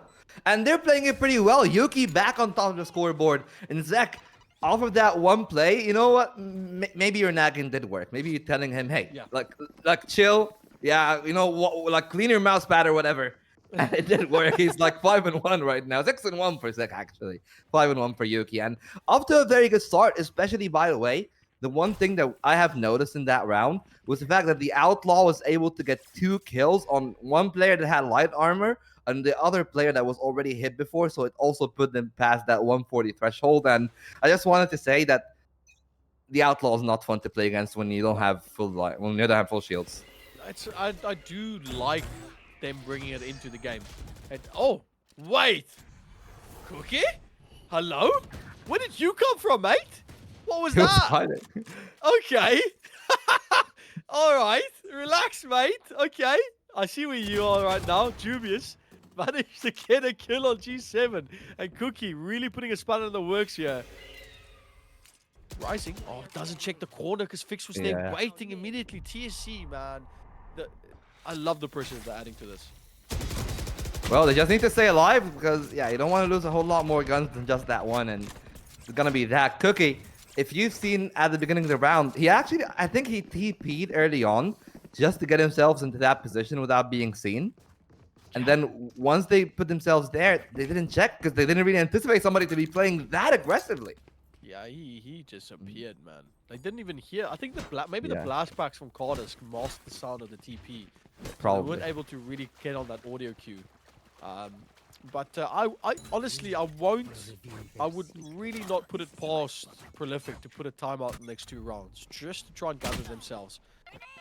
Because this game has been a bit of a difficult one for them to try and hold on to it. TSE is really going on this defense. Yeah, and I exactly like the number that you said because this is going to be their second gun round. You don't want to take a timeout on an eco, even if you have a strat for it. You just want to slow down, let the eco play out, let all of your emotions out if you do lose because TSE are again off to a great start, this time catching G7 off. And we're talking about how annoying that position was. And he was actually a main contributor of them almost winning that pistol. But now they've been caught off the angle. Yuki's back to being healed. And this time around, it's TPR with a double duelist team comp is actually the slower team in their approach. Yeah, Yoru even being really strong at getting control of site. I like the way the TSE is getting the information. They've planted Dubious onto A side to look for the play. Well, I mean, I'm still talking about this, but TPR said no, they're going to go straight towards the heaven side. They're also going to come out from Zek. That's going to be able to, no, excuse me, that's going to be the Prowler they're going to use to clear out the heaven side, but we're going to be at least to get the wall down. With Carter push out the side, does help out the teammate as Cookie goes down to that crossfire. 30 seconds left. There's a plant's going to come down off the back end. Hobbitt's going to at least be able to grab a bit more heaven side. We've got Zek holding down it. This is where they slow down a bit more. 3v4. Be able to get something here. Dubious. Jiggle peeks that corner. Just catching Rising a bit off guard. They does have the camera to clear the corner. Doesn't spot anything. But they might still be able to find something here. Prolific having to dig a bit deeper on this. So Crossfire's there. It's going to work this time. Siental picking up a bit too wide. Flat's going to be there. Nothing lands though. Cardis lands on 1. Maybe but Cardis is in the wrong angle. Blast back. Known Cardis to do this. Crossfire might be there. Feature on wide, but from behind, Mini is going to be able to help them secure that round. And that is going to be a good round for them. It was a force, so they're not going to be able to buy a massive amount. Probably half armor and a few vandals and stuff. But really good round for Prolific.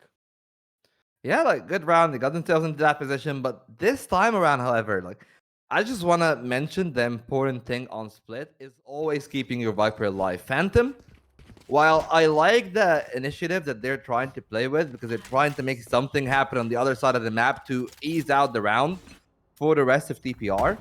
But if Twisted Saints just catch Phantom off each and every single round, it's not going to be an easy way for them to get back into A or to find their way back towards B even, because you would still value those snake bites in the angles that are tough to clear. But for the time being, A-side seems to be the cause here. The wall is used by the Harbor and it's going to be information handed over by the Yoru. The site is clear and the Showstopper is lovely getting fired up towards the heavens. Yeah, they really like the way that some of these teams have been playing in the tournament with this post-retake type strat, where they kind of wait for this ult to come through. Yoru used his ult. Showstopper came away from Cardiff as well. And they was just dying for this to find Siental is going to be the player for Prolific to secure a really good 2k on that one. Ooh, almost ran completely past them. That's going to give the information needed. One person left standing. It's going to be fixed, but with that amount of firepower through a wall, there's not really anything that's going to stay alive on that side. Yeah, that was fixed with bullets, of course. And Now this is looking good for TPR. Sure, they did invest 2 ultimates into that one, and there are a lot more ultimates that are either ready or close to being ready on the other side. But you look at those ultimates, they're not really round-changing ultimates. Like, you don't look at the Cookie and think, yeah, that Omen ultimate is going to win me the round. But you do look at that Reckoning, and you think that Rising can use that to make a very quick execute. And if they break their economy right here, then suddenly it's a very real chance for the side of TPR. This is a good shot, Yuki. No. Wow, I'm shaking That's my hand mean. at that. Yeah, that's mean. No, that's rough. That's a rough shot. Well, that does give them a good. Siental is a. We spoke about like Sky getting a nerf, and even though Sky got that nerf, it's still pretty strong against a Cypher. Prowler really helps to clear out these corners. As you can see, them still using it to clear out everything here. Cardis is going to be able to find one, but look at me. Oh, Fix got the judge in hand. TP's going to come up from Mini around the corner. TP's going to go straight around the side as well. Omen's going to be able to pop on the out. No paranoia being used by Cookie to clear that corner. Zek's going to go straight into the arbor. But no trade. Yep, that's not going to be enough for them. And that's going to be ult from the Cypher. Cardis. Oh, Fix.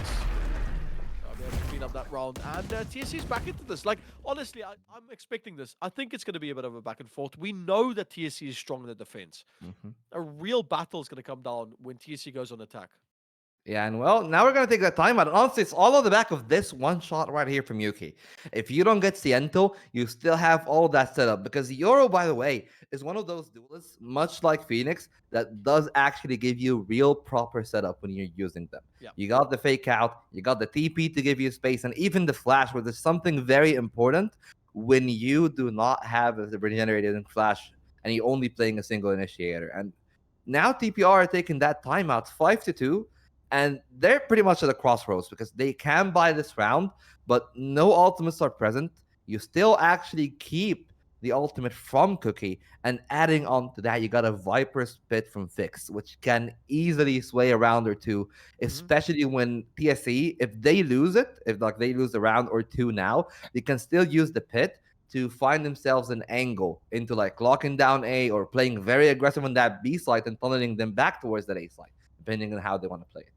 Yeah, definitely. And I mean, I don't have much to add to that. I think it's a pretty good analysis of what we're supposed to be seeing right now and what these teams can do differently. We're still a couple of rounds away from getting to the half end of this first half, I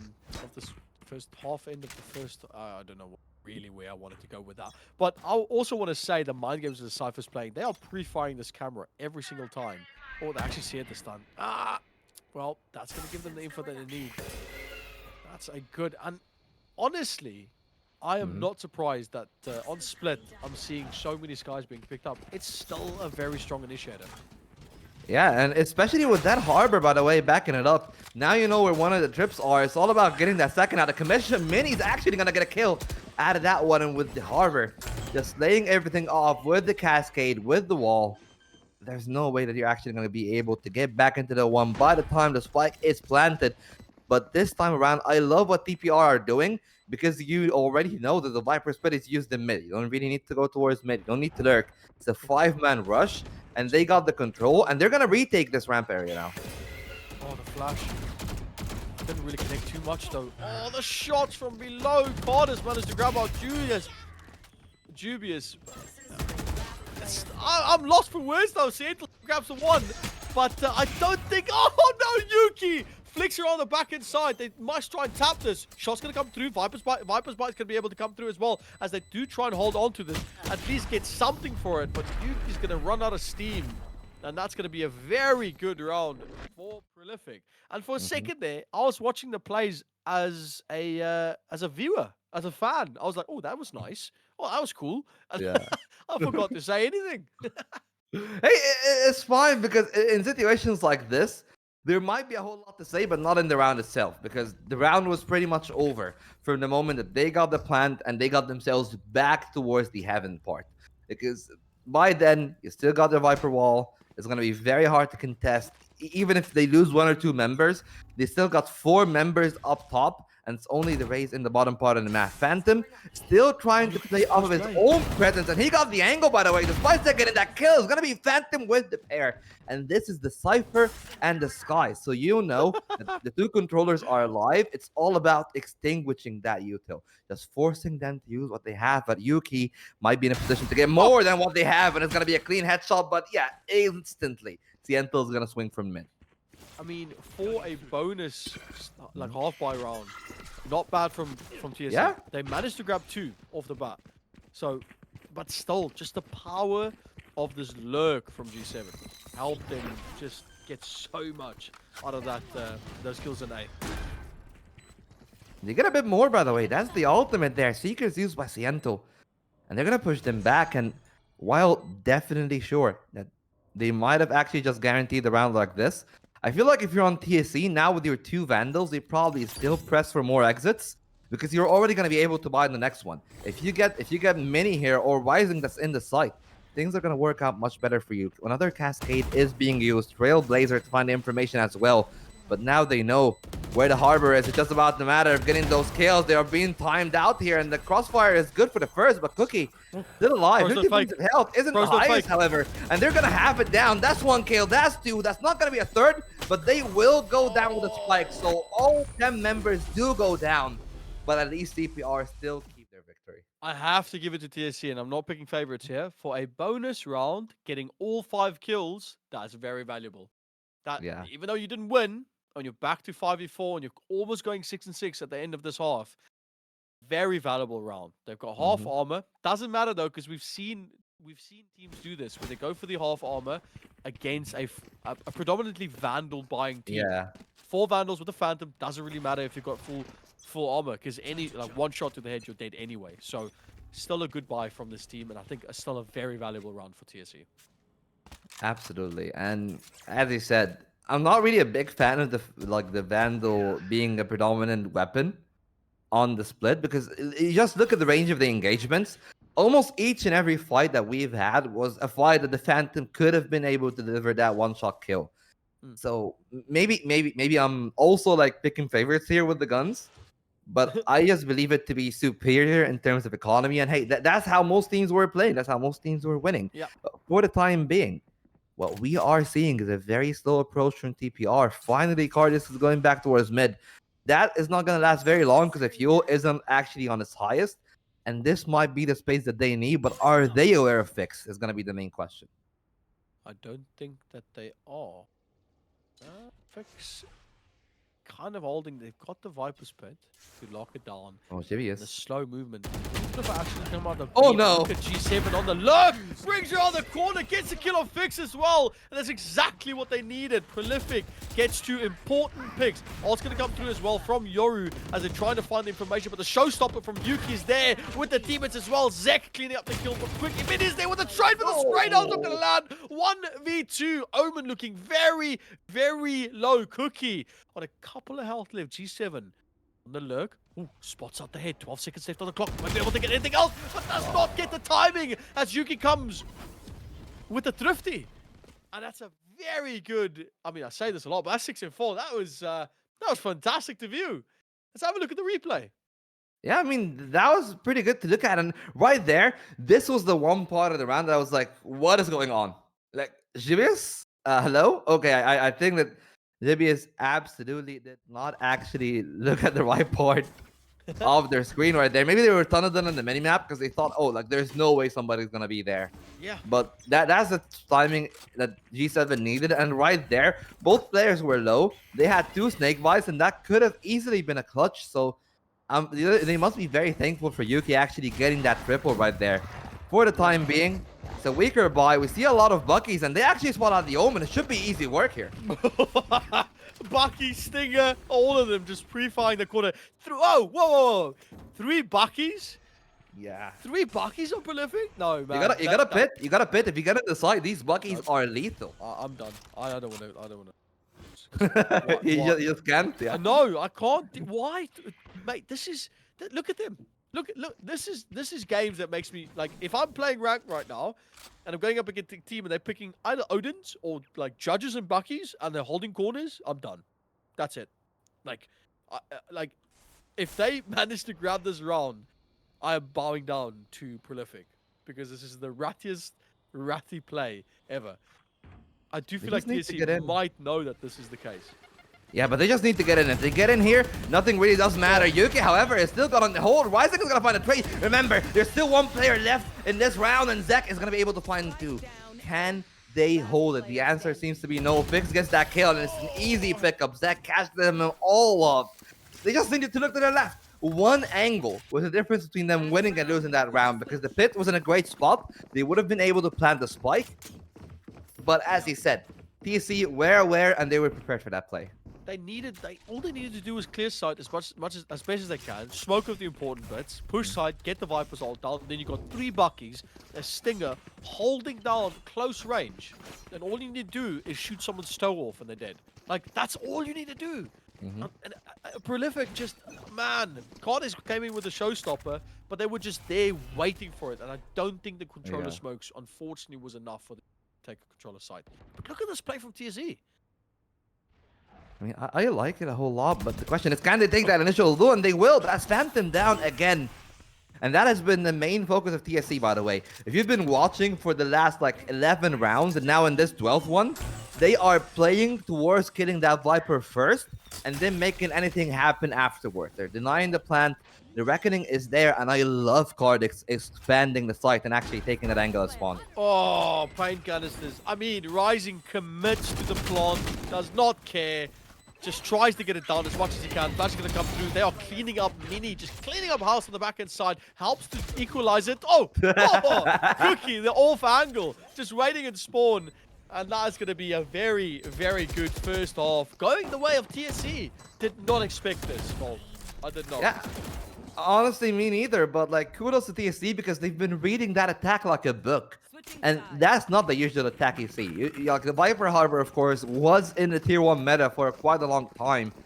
But it has been hit and it has been moving. And one of the things that we have seen here is like the very high floor to execute a comp like this. Because you need to be very aware of the angles you're taking. You're trying to play for a very long-winded attack. And that didn't work for them right there. Because if you just look at the side of TPR, I feel like that they were definitely more explosive than they were trying to be controlled. And with Harbor Viper, you really need to be controlled. Yeah, definitely.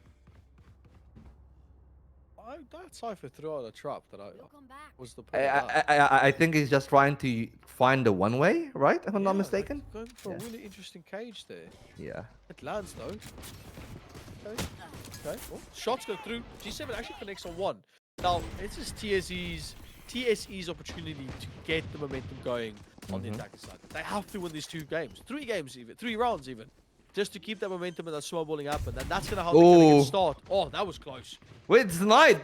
It's actually fully denied. They don't get the spike down and they lose their initiator. Now it's time for Cookie to find the angle. The cascade means that they are with knives out. Rising is unable to find that kill. Cookie still find it, but Cardis still finding a frag. Cookie, what are you on? 3 kills for now. Relax, Cookie. Please. My heart can't handle it. Me neither. But they're trying to go back for it here. And Jibbies is going to find that kill that leaves Siento all alone. No flashes, no Trailblazer, but a free frag. And can they find more? It will not be it. Jibbies is able to lock it down. So that makes it, what, 2 for 2? Yeah, 2 for 2 for the pistols there for TSE. Yeah, and there's the play from Cookie as well. Just the presence being taken up immediately into the spawn, comes around with a shot, reloads while going into the Viper's pit, just takes it away, any sort of information they might have. And then that peak, man, that peak on Mini helped them secure a pretty good round. For those, if it wasn't for those 3 kills, I think that Prolific had a pretty good opportunity, pretty good chance of pushing back onto site. But this is TSE that I'm pretty sure most of chat wanted to see in this game. Yeah, well, let's see if they can actually keep up that pace for the remainder of the half. Of course, it's not going to be easy for TPR because they are the team that are playing the unorthodox team comp. So I am really hoping that they can actually bring something out of the bag, because if they go with the cookie cutter kind of Valorant, their team comp will fall flat compared to the explosiveness that TSE has. And TSE right now are playing it good. They're playing it controlled. But the problem is they're walking into that B stack. Yeah. Good kill. I mean, with no guns at all available, anything that matters, and getting 2 away from TSC, that's going to help a lot. Fix. Fix!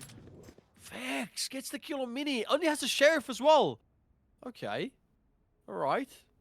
Pretty good round. Rising. No real information about where they might push. This is going to be the second round that TSC probably is going to take. I mean, Classic in hand. It might be a gun somewhere.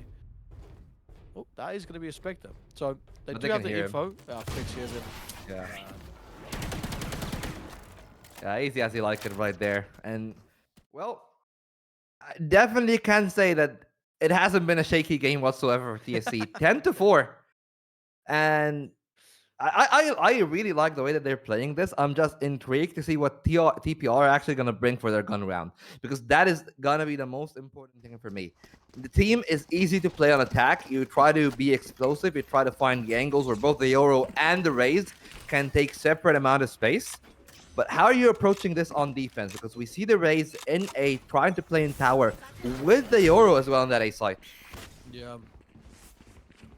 I mean, it looks like Prolific did a good job at finding out where or not they're going to push the site, and they are going to be able to get some sort of pressure down. TSC putting a lot of pressure, that is, and that cage is going to help them, you know, separate themselves a bit more. Prolific still going to have to try and get on site. Yuki's going to say no to that, so trying to get a little bit more Cardis come through, gets the trade. G7 again on the lurk. The spray's going to connect at least this time, leaving 2 left for the side of TSE. And really, G7 playing with fire there. The Viper Spit almost not going off. Fix. Yeah. Go for the little bit of an off angle, yeah? There's still 4 available, but look at Yeah, Dubious. this look. Dubious doing Dubious. Oh, Siental does see the rat. And that could be it. Well, that's going to be a really good round. That's a really good round, but honestly for us, that's kind of a letdown. Because all of us were like, oh yeah, Gibius is there. You can see him on the minimap, going through stairs, rotating through spawn. But when you give that much time to the other team, they can easily piece out that lurk. And this is exactly what the side of TSE did. They found that angle. And most importantly right there, I feel like TPR just gave away too much space, because Yuki was already like playing by the window for like 15 seconds into that round. And when you give such a pivotal position to the attack, you really need to have a plan, or you need to play for retake. And they had neither, and Phantom is just gonna shut down that from Yuki. And that's when you don't give respect. And if you don't give respect to Prolific, they are gonna take it away from you. They do get the trade though on G7, so managed to at least grab something for that little bit of a forward pushing from Yuki. But TSE, they are proving to be quite the thinkers on the attacking side this side around. And it's how weird is it, Vault, that we're now on the opposite team's map. We're on Prolific's map, and TSE is the team to be dominating on this. I mean, you know, it's kind of weird in a sense, but it also makes a whole lot of sense. Because you think about it, like the team that is playing the standard composition is winning, and the team that is trying to deviate is a team that has been suffering the most for the most part here for both of these maps. But right now, Cardis might suffer from that aggression, and they will. Good play from Zek. They find the angle. They're trying to close down anything for Siento to be the sole player inside. Good for the first. Paranoia does actually connect, but Siento still finds the frag. They still got some space. Gibius needs to find the frag this time around. It's him and Fix, and he's gonna go down. Fix has to find an angle, but just like the last time, Zerk is too little too late, and they already have the angle. Look at Rising. That's already a cascade put towards that vent. They know that they're coming from there. You need to save that weapon. You're half armor with the Vandal. Going against a team that's full board. They've got everything that they need. Sandal's locking down that side. Also has got the heal, so anyone that took damage can be healed up. This is just a save round. You have to give it away. You're so far ahead that I think in TSE's eyes it probably doesn't have a lot. But for TPRs, for Prolific's mindset, this is a massive boost. They need to start snowballing. Yeah. And I think this is the strongest we've seen them since the previous game. Absolutely, and well, now they just need to pick up on that, because that round was primarily predicated on a hero play or individual play. We haven't really seen them do the combinations that you would expect a Viper Harbor to do, or at least we haven't seen them utilize the space that this comp is supposed to create. But maybe there, the Yoru, with that angle, of course, Yoru's notorious for being very elusive to play against, but if they find a headshot with the Sheriff, that could have been all she wrote. At least they stay alive. But that's a whole lot of space for the pistols, especially with those with the Seekers and the ultimate from the Omen. I do have the lockdown in the pocket, but Yuki's going to have to initiate immediately on that again to get away. Sorry, not Yuki. That was Mini. Well, Flash going to come through. Cage is going to be able to deny that. Cookie does find one on TSE. Managed to at least get something with that Sheriff. Ult's going to come through Mini from Siental. As they are sorry, not from Siental, from Zek. As they're trying to hold on as best they can. Mini not really getting a bit of a nip from the ult. Viper Spike's going to come through as they're trying to get back control of the site. The attack's going to come through from TSC as they have been really managing to hold on the best they can. Mini flicks on a one, but Zek's a bit too quick. All going a bit bad now as TSC. Zek still trying to hold on. Got that flash. Picture on the corner. Oh! No! They looked away and they looked away thinking that they had it. Yeah, and it all came down to that little extra bit. The vulnerability. That stacked arm from the snake bite from Phantom was what kept him alive right there, because that was not a headshot. That was not an instant duel. And as he said, they looked away at the nick of time. They definitely had that right there, but you have really got to pay kudos for TPR for actually playing that kind of round.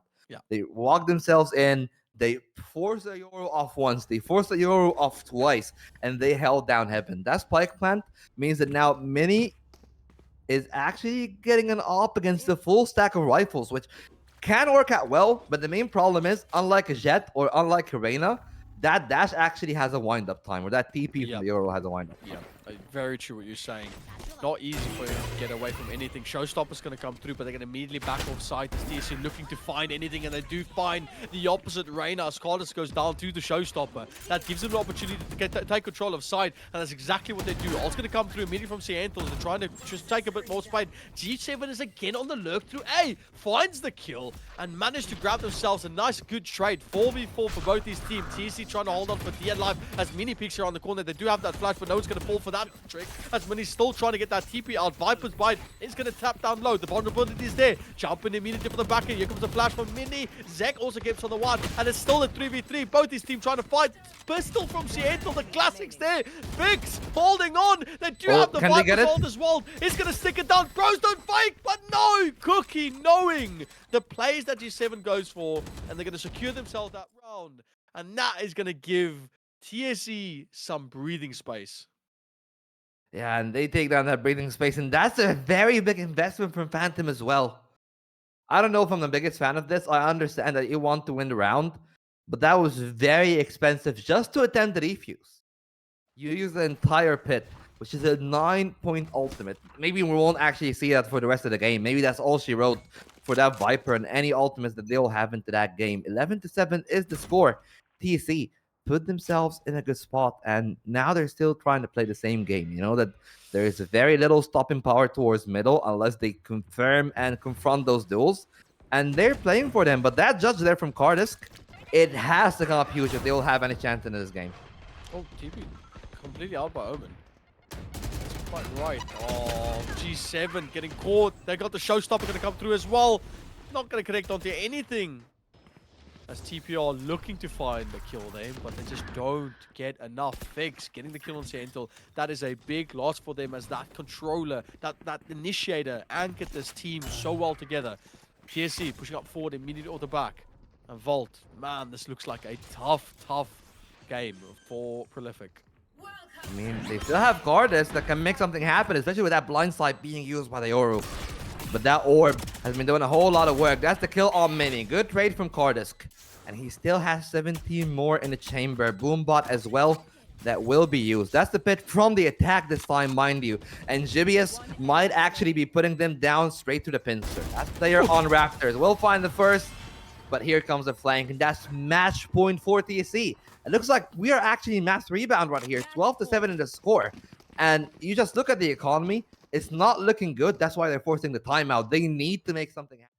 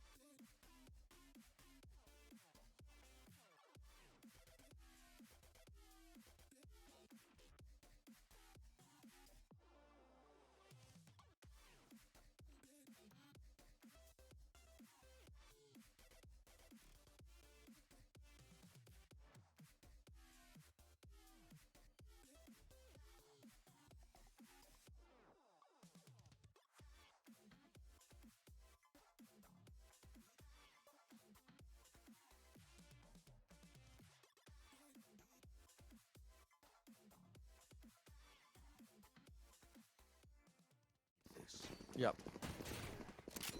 Play towards it exactly what they have to do.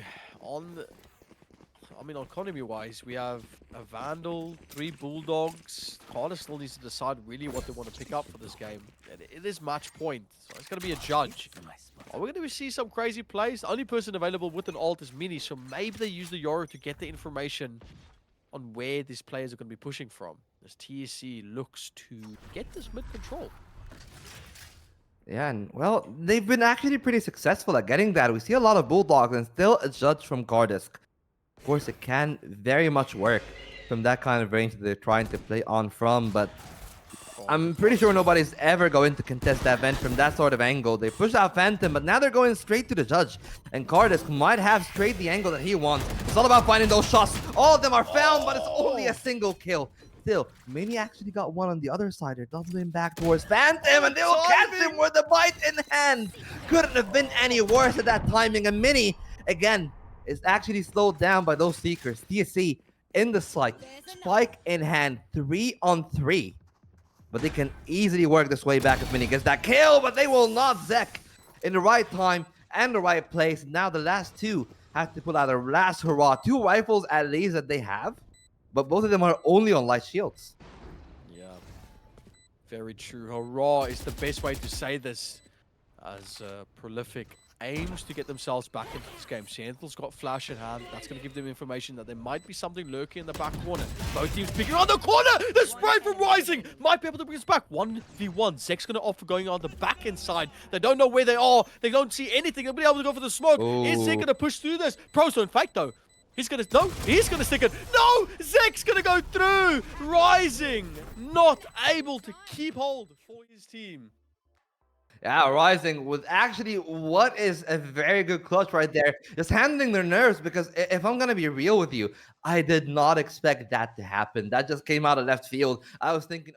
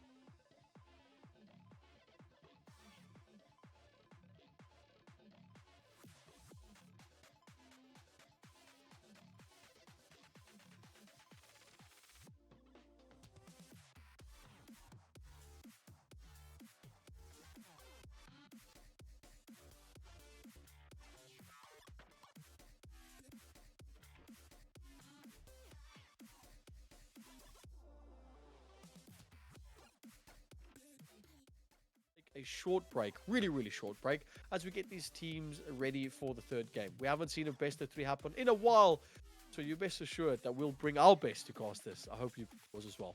Have a good one, guys, and see you guys in a little bit.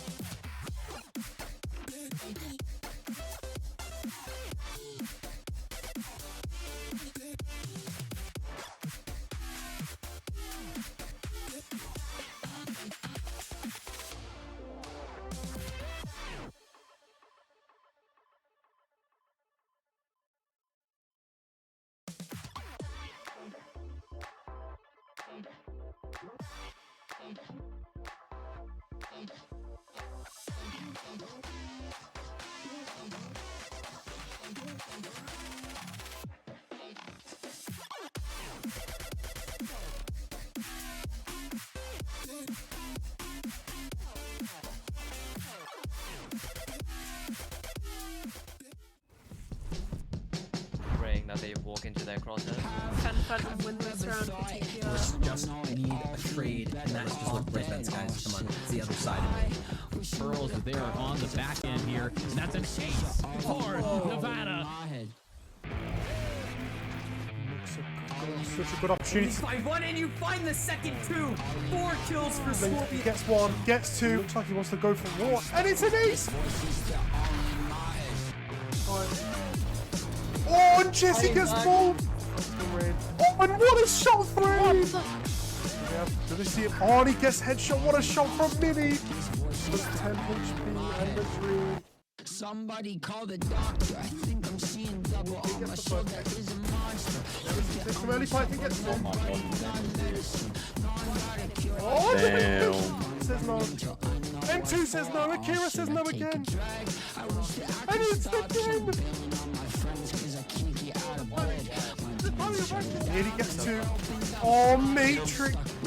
Good. Finish him off.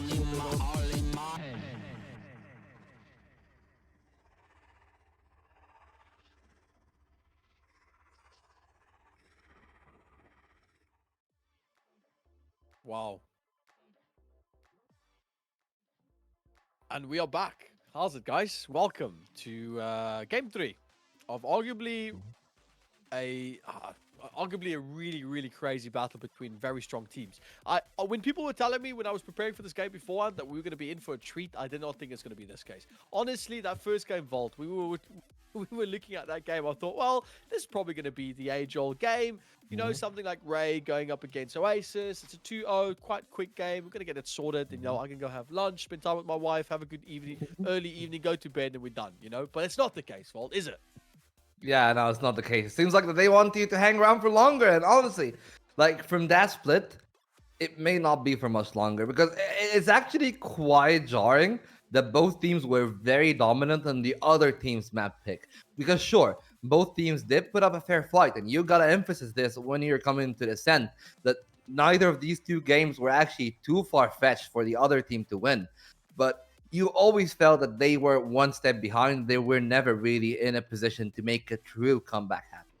Yeah, you're going to have to be prepared for anything that these teams bring to the table. And both these teams have really brought a lot. They've got their desserts, they've got their mains. They even started with a starter here this time around. So we got a 6-course meal that we have ready for this game. Now, both teams are looking to get ready to start soon. But I mean, Ascent though. Third map of this best of 3. Arguably one of the OG maps in Valorant. We've had it for quite a while now. It's one of the older maps. I mean, I wouldn't say boring. I think it's an interesting map, to say the least. It definitely has that type of game where Sentinels fall back into it. Split, obviously, being the same type of map. I think I like drawing a conclusion between the two. It's almost the same. Mid's a bit longer. You get a more longer fights. But I'm expecting Killjoy or Cypher. I'm expecting Viper. And maybe Raze... we'll be able to see that shortly as we go into the agent pick. Hey, you say this, but Shaky, I'm sorry to ruin any sense of hope you have.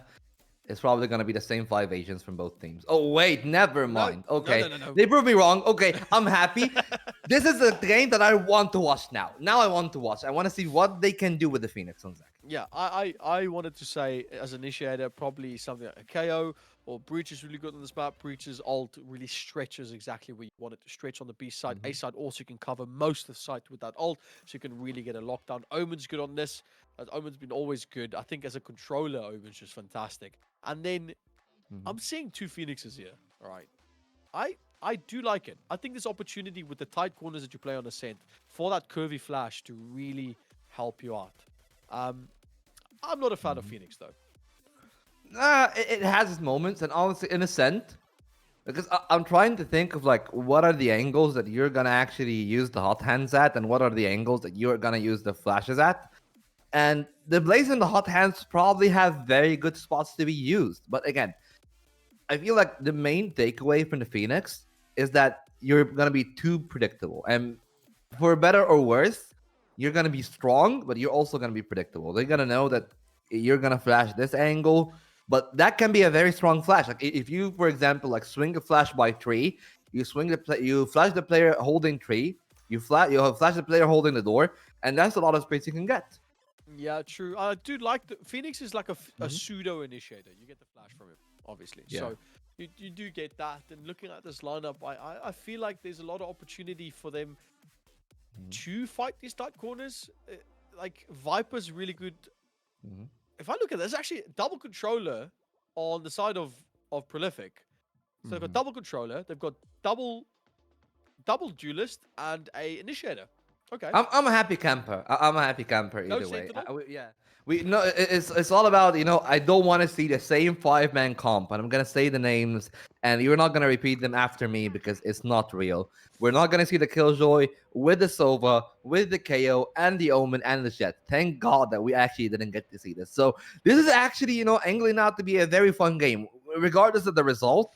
I'm very intrigued to see what they can do with the Viper on the side of TPR and with the Phoenix on the side of TSE. I feel like TSE is definitely conforming to the norm much more. Sure, they only bring in one initiator, but at the other side, they don't have sentinels at all, and that might bite you back on defense. Man, zooming in on a teddy bear, dude. I like that. That's really cool. I mean, it's exactly what you say. Like, there's a lot for them to play, and I do think Prolific has brought a strong game to the table. They opting for completely different play. Like, look at this push-up from Cardis. The space that they're trying to take up, they're trying to get that aggression off the bat. They're just trying to show TSE that we have come to play, and this third round is going to be ours. And well, they've come for a good play right now because 2 kills from the side of TSE. They're still in for the retake. Remember, the Phoenix is pretty low, but that flash is going to be useful. Can they, however, walk through that dark cover? Yuki's trying to wait for the timing for their teammate. Zek does have no util. Snakebite is good, but Yuki's going to find that first kill. Trade for Rising as well, and it's all down to just Fix. And unfortunately for him, this is too difficult of an angle to clear. He still gets the first, however. Omen is pretty low, and Fix is going to stick the landing. That's another kill to be found, and that's a big one. Another pistol goes to the side of TSE. Okay. All right. You know, I was saying that Prolific came to play, but TSE, man, Yuki and Fix still doing the job. Zek not being able to pick up anything, but with that 3 kills, Fix have just decided I don't need utility. I'm buying a Vandal and half armor. But look at the highlight, man. That aggression. Still, I like the aggression from Cardis. That was definitely. I think it was necessary, but I don't think they got out. They got out of it what they wanted. Yeah, but at the same time, I feel like you also gotta temper your aggression in a sense where you want to aggress up to a certain point, and I feel like that they might have actually gone past it. Phantom, I love this from Phantom, but they just needed to find a shot behind it because Yuki was actually caught out there in tree. If they waited for Cardisk to make the rotation in time, then you got a player really close up and a player very far back, then it would have worked out well. But now, well, they don't have the luxury, and the Outlaw is just gonna feast on you. But Siento does take that kill. It's only gonna be the single thing that they actually find on the side of T Prolific, because TSE, well, they're off to the races already. They're off to the races. Good start. I think, again, first 2 rounds, you're pretty much going to see the same thing. If you win the first round, there's high probability the second. It comes down to that third round to really win. We start seeing the momentum shift. And TSE they look like the stronger team this map. They are really applying the pressure well. I do think, though, that Prolific is not out just yet. They really have it in them to bring this back. I mean, I'm saying Absolutely. bring it back with a pinch of salt because it's not even that far yet. Literally Yes. 2 rounds in. No one's lost anything. It's not over. Nothing goes bad. Oh no! And, Oh no! I mean, No! The pressure. G7. Oh, you're such a lurker. What are you doing, G7? No. Well, he got himself a double kill, but can they hold any further? Because the Outlaw's gonna find that kill. That's the And suddenly the game is definitely back within their reach. They got a lot of guns towards Style. Fix is actually going to be able to find that frag. That's also the spike down. That's the timing that they need to get back in. But the real question, is anybody aware of Cardisk? because he is going to find a lot of space for their team. Now he's forced back towards main. They could have isolated that duel on the Jet if they were quick enough, but now they don't have the space to do so. They need to find the angle back towards Jen. Great flash from Cardis, but he does not survive this flash of that Outlaw. Trying to find an angle. Yuki bottom left, and it's going to be Mini. Easily cleaning that one up 2-1, but that was an expensive round from TPR. Man, the timing on that updraft, it was just a little too late. Because man, Yuki almost went crazy in that round. And that Outlaw just shows how powerful that gun is. If it's in the right hands, you can hit both shots. And you know the Outlaw, doesn't matter how quick you tap the trigger, both shots, if you're not moving, both shots are 100% accuracy. Yeah. So the gun is really strong. Yeah. It is absolutely like a menace to deal with, especially if you get a lot of that chip with things like the hot hands, the Viper as well being present. And I'm thinking of like the amount of possibilities that you can do with that, considering that Prolific only has a single heavy shield player. Everybody else, aside from Phantom, is playing with light shields. And well, Prolific, he might get an angle. That's both. That's disgusting. That's what it is. Oh, the patience of that is so nice. I like the way Prolific they just played a bit back. They wanted TSE to overstep the boundaries. It doesn't even matter because Siento's going to go for the trade there immediately off the bat. I like the push-up's going to come through from Mini though, as they are looking to take a bit up more space. No information found for the ult from Cardis. As the post-plant situation for TSE seems a bit more dire. They're playing a bit more slow. GSC, obviously we can expect them play a bit more slow towards mid. G7. Now, Jupius does know that someone's there, but with the Odin in hand, you can't really rack too fast. As Siento grabs that Thrifty for the team, and that's gonna put Prolific back into the game a little bit more comfortably. Yeah, absolutely. And you can even tell right there in that situation that it didn't really look that doable from the moment that they've actually lost control of that middle. And I feel like that's definitely the important takeaway of what we are seeing here is that can you actually hold the places that does matter? Because I'm looking at this and I'm seeing a lot of empty spaces and a lot of gaps that they can utilize. And they have been utilizing there from inside of TPR. And with that ultimate, it's going to be much more difficult to hold. Sure, Fix is very far away, but not finding any kills. And that investment might be thrown out of the window because that's an easy play, especially with that player playing Giraffe right there in Minimize. I think, yeah, like it's going to be very hard to retake just with these Sheriffs. It is indeed going to be very hard. They still have the utility from Dubious to get a bit of information with that Sova dot. They're not going to use it just yet. G7 was going to get caught up with a flash, but the Viper's right there to stop that push up forward. They got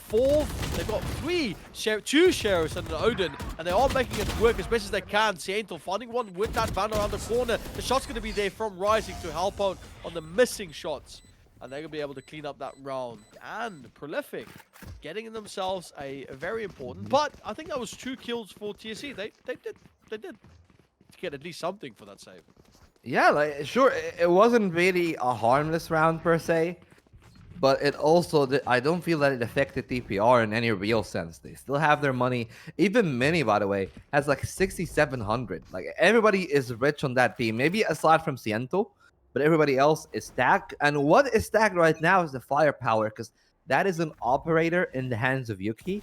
And if they are able to make it work, if they're able to get picks off the back of having that op, then things are going to be much different. But thankfully for the side of Prolific, they are very far away from that sniper. Yeah, man, I like dots like that from a Sova. You just get scanned out. That's all the information you need. They didn't even expect it to land where it landed. So I think Dubious, he's a lineup Larry at heart, definitely without a doubt. Absolutely, yeah. I mean, talking about lineup Larry, look at lineup Larry. Look at Siento. What is that clear? Gen, I believe, or triple. I think that's triple. Yeah, it clears triple. Dash up from Mini. Straight back down below. Cookie is waiting, lurking patiently in the smoke, and patience gonna pay off as they manage to pick up 2. TSE Now really at the forefoot with G7's going to stand back here. Oh man, this off angle can be so disgusting. G7 comes into play. Rising going to pick up 2 for himself. Yuki there on the off. Managed to grab at least something. We do have a defender that got killed. Lockdown got killed off the side. G7 doesn't care about the orb, but Jubish is there for the trade. Man, G7 peaked Yuki's. No, was it Yuki? No, peaked Mini so wide.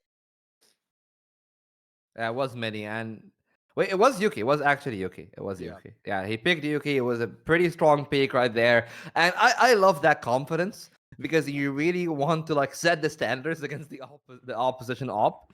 You want to make sure that they're also on their toes. They're not really walking out thinking that they're gonna go scot-free everywhere they go. They will be contested, and there will be times where they will be aimed at, and that's the important thing that you actually want to put forth in that round. But hey, the opposite in play. They still are online armors, and Phantom is bringing a blast from the split. It's the Bucky that might work if they get the side, but they need to get there for that to actually be effective. This angle that Mini is holding. G7, if they just step in the wrong direction, that's it for them. Key in hand. G7. But they're never gonna step out, right? That's Bucky. No, she's not with a Bucky. Yeah. But that is just, you just see this guy's nature is to catch you off guard with that Bucky. Yeah. That's disgusting. But Prolific taking it slow. There's still a nice little setup down mid. But Zek, I think it come down, it's off angles. If you can play these off angles well, oh, the time without smoke does spot out the 2. That Buck is going to be able to break it. They do hear the audio cue for the Bucky. Cookie grabs on. Cardex is there for the trade. Luckily gets that one for the teammate. Cardex with the hard hands going to land on the back inside. Is it going to be able to burn down something? That's going to force Zek to peek out wide. But they do get the door closed in time as we leave over to a 4v4 vault. Yeah, 4-on-4, and that's a weird updraft from Yuki, but hey, maybe they're planning something. I love that 1-2 play right there from Mini. Can they actually get something off of it? Good flash, but they don't get the kill. Draws back down, and now they're trying to force the angle at 3. Carter's gonna find one good trade from Fix. They're trying to find the angle. Fix is still good on 3, by the way, but that op is gonna be good with a quick scope. Can they find the last player? Rising catches the first, but he's crouched and he's not looking at the right place. Fix saves the round. 2 from 3, 1 at the very end, and oh man, like, yeah, that's well played. Did I do good? Man, that was, I don't know where Rising was looking at, but they peeked out on the back and they were looking up at the sky somewhere. Yeah, they were, and honestly, like, you know, you look at that play, it's expensive, and they do actually force a lot of investment back from TSE. But they still win the round. It's now 4-3, and now they're closing into a lot of those big ultimates. You know, like, of course, Zek has already used his ultimate once. And I'm looking for the rest of these ultimates. Gibius does have his. And Phantom is still with a pit. Blades are going to be used by many, which is going to be important in the grand scheme of this round. Can they find something? 5 chances, and 5 has to be found. How many can they find? Yeah, Mini is going to back away. So, I mean, Bladestorm was used. Yuki's got a very upfront Phantom. Man, this guy just... If I find him ever in one of my games, I swear I'll freak. Oh, he exposed the shoulder. I mean, G7, if he picks out... Yep, that's going to happen. G7 picks out, exactly. You're holding a corner at such a weird angle that anyone can really pick it. And that's going to go down dashing from Mini. They're going to be able to get anything with that Nano Swarm as Mini's taking up space down the side. Flicks holding down. Mini's there with the Blade Storm. Gets that reset. Still has that ult available. Siento pushes up wide through the smoke. But Cookie's there with the trade. Able to at least get one. This Fury did not get anything for that. Mini's still holding with the AWP on the back and side. He also got the Blade Storm available. But he doesn't need it because Rising's there for his team. And Prolific now getting themselves a much needed round back into this game. Yeah, and well, this is actually gonna be very good for TPR because I look at Prolific and suddenly I realize something. Wait, they can just actually bring out the off-on attack with no problem whatsoever. They can actually also put it on the Jet, just courtesy of having that Phoenix being your second duelist. And now, a lot of light armors, a lot of, I feel, risk has to be taken by the side of TSE if they want to win that one. And with them having that op as well on the side of the attack, they can take it very slow and they can just piece it bit by bit. And I like this from TSE as well. They feel like that they actually might be forced to make something, and well, Yuki is definitely gonna make something. He's gonna make a nasty shot happen, and it's gonna be very good for their team. That's 45, and that's the KO ultimate out of the round. That's the KO as a whole out of the round. Oh, okay. What? You know what? I respect that from G7. Yeah. Being able to peek corners like that and watch the angle, like expecting a jet to be jumping from their spawn, I respect that. I really respect that. Good shot by G7. Well, how much more can they find though on the side of TSE? Because now you only got the Killjoy here at market. It's all down to Fix. 4 players in, excellent flash, no time to turn around, and this is the power of the Phoenix.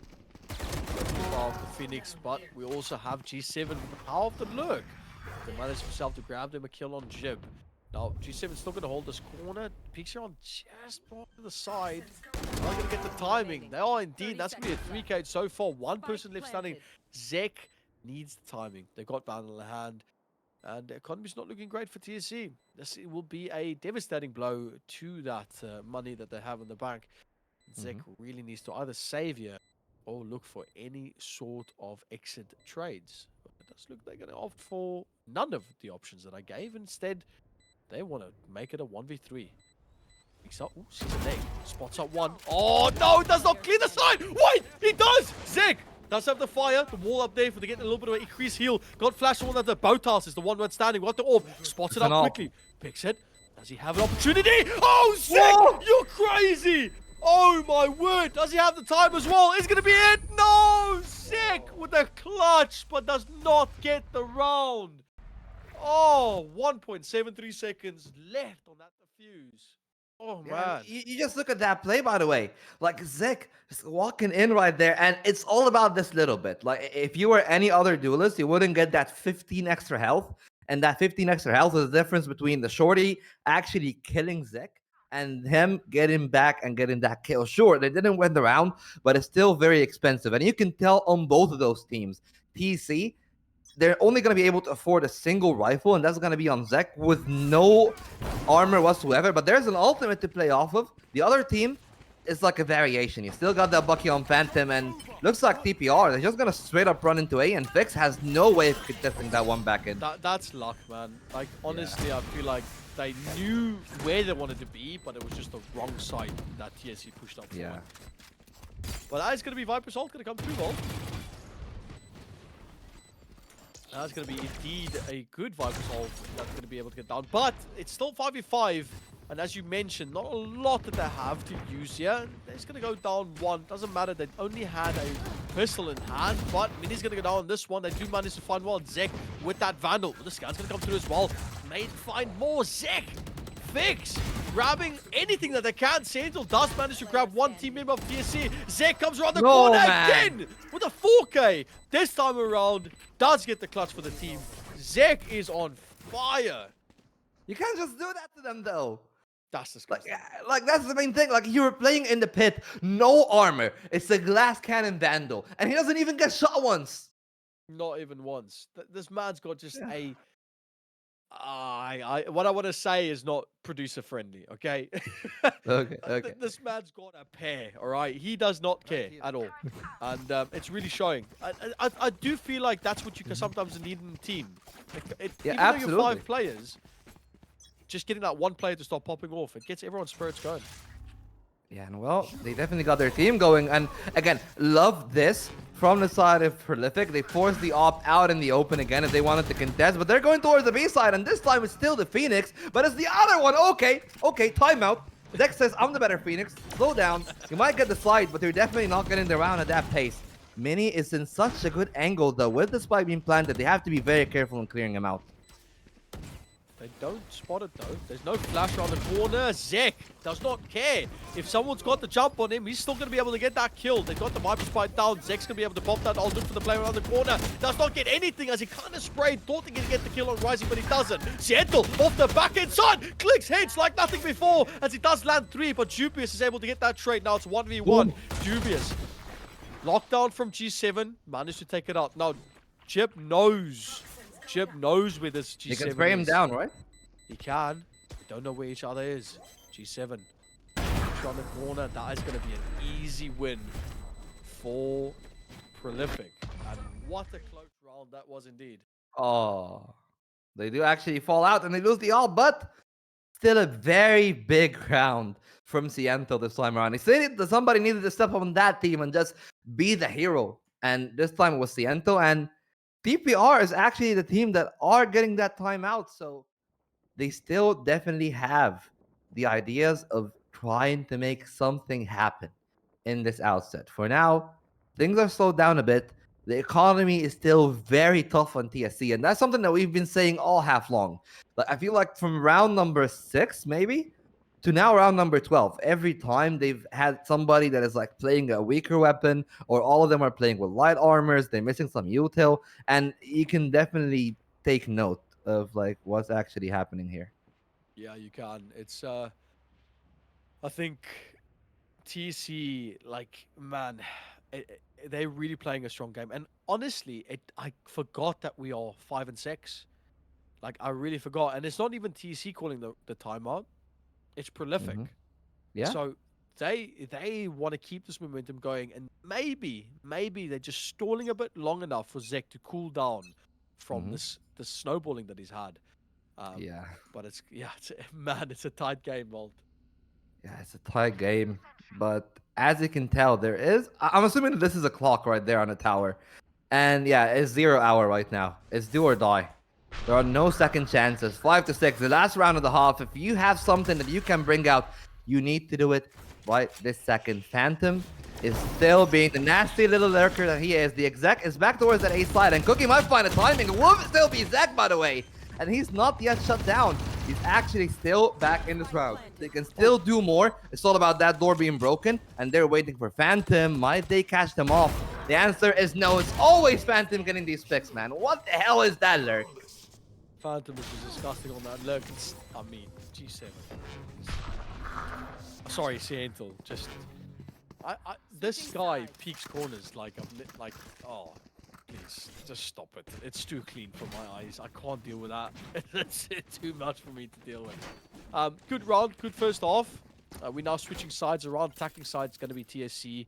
On the defend is going to be Prolific. So, predictions though, Volt, for the way this game's going. I don't know where I stand with these two teams. I don't want to do predictions. I feel like it's too unfair to either of these two teams because we have seen both sides actually being capable of doing greatness, but on attack, I feel like Zek actually might shine even more because that's one of my highlights. It's like I see all this setup. It's the more default comp, and Phantom is gonna have less chances to lurk now that they're on defense.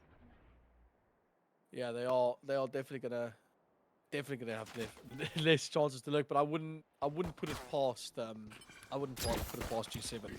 They'll always find a way. Oh, Yuki getting the collapse off the back. Managed to get something, but Mini's there with. I mean, I like that little peek. Siental, man, dude, this guy just makes it look so easy with these shots. He's gonna take down my Cookie. Pistol rods though. Put it back and forth. I think might. Oh, they got out. Oh, Flicks got a knife in hand. Flicks. Oh wait, sorry. It's the same team.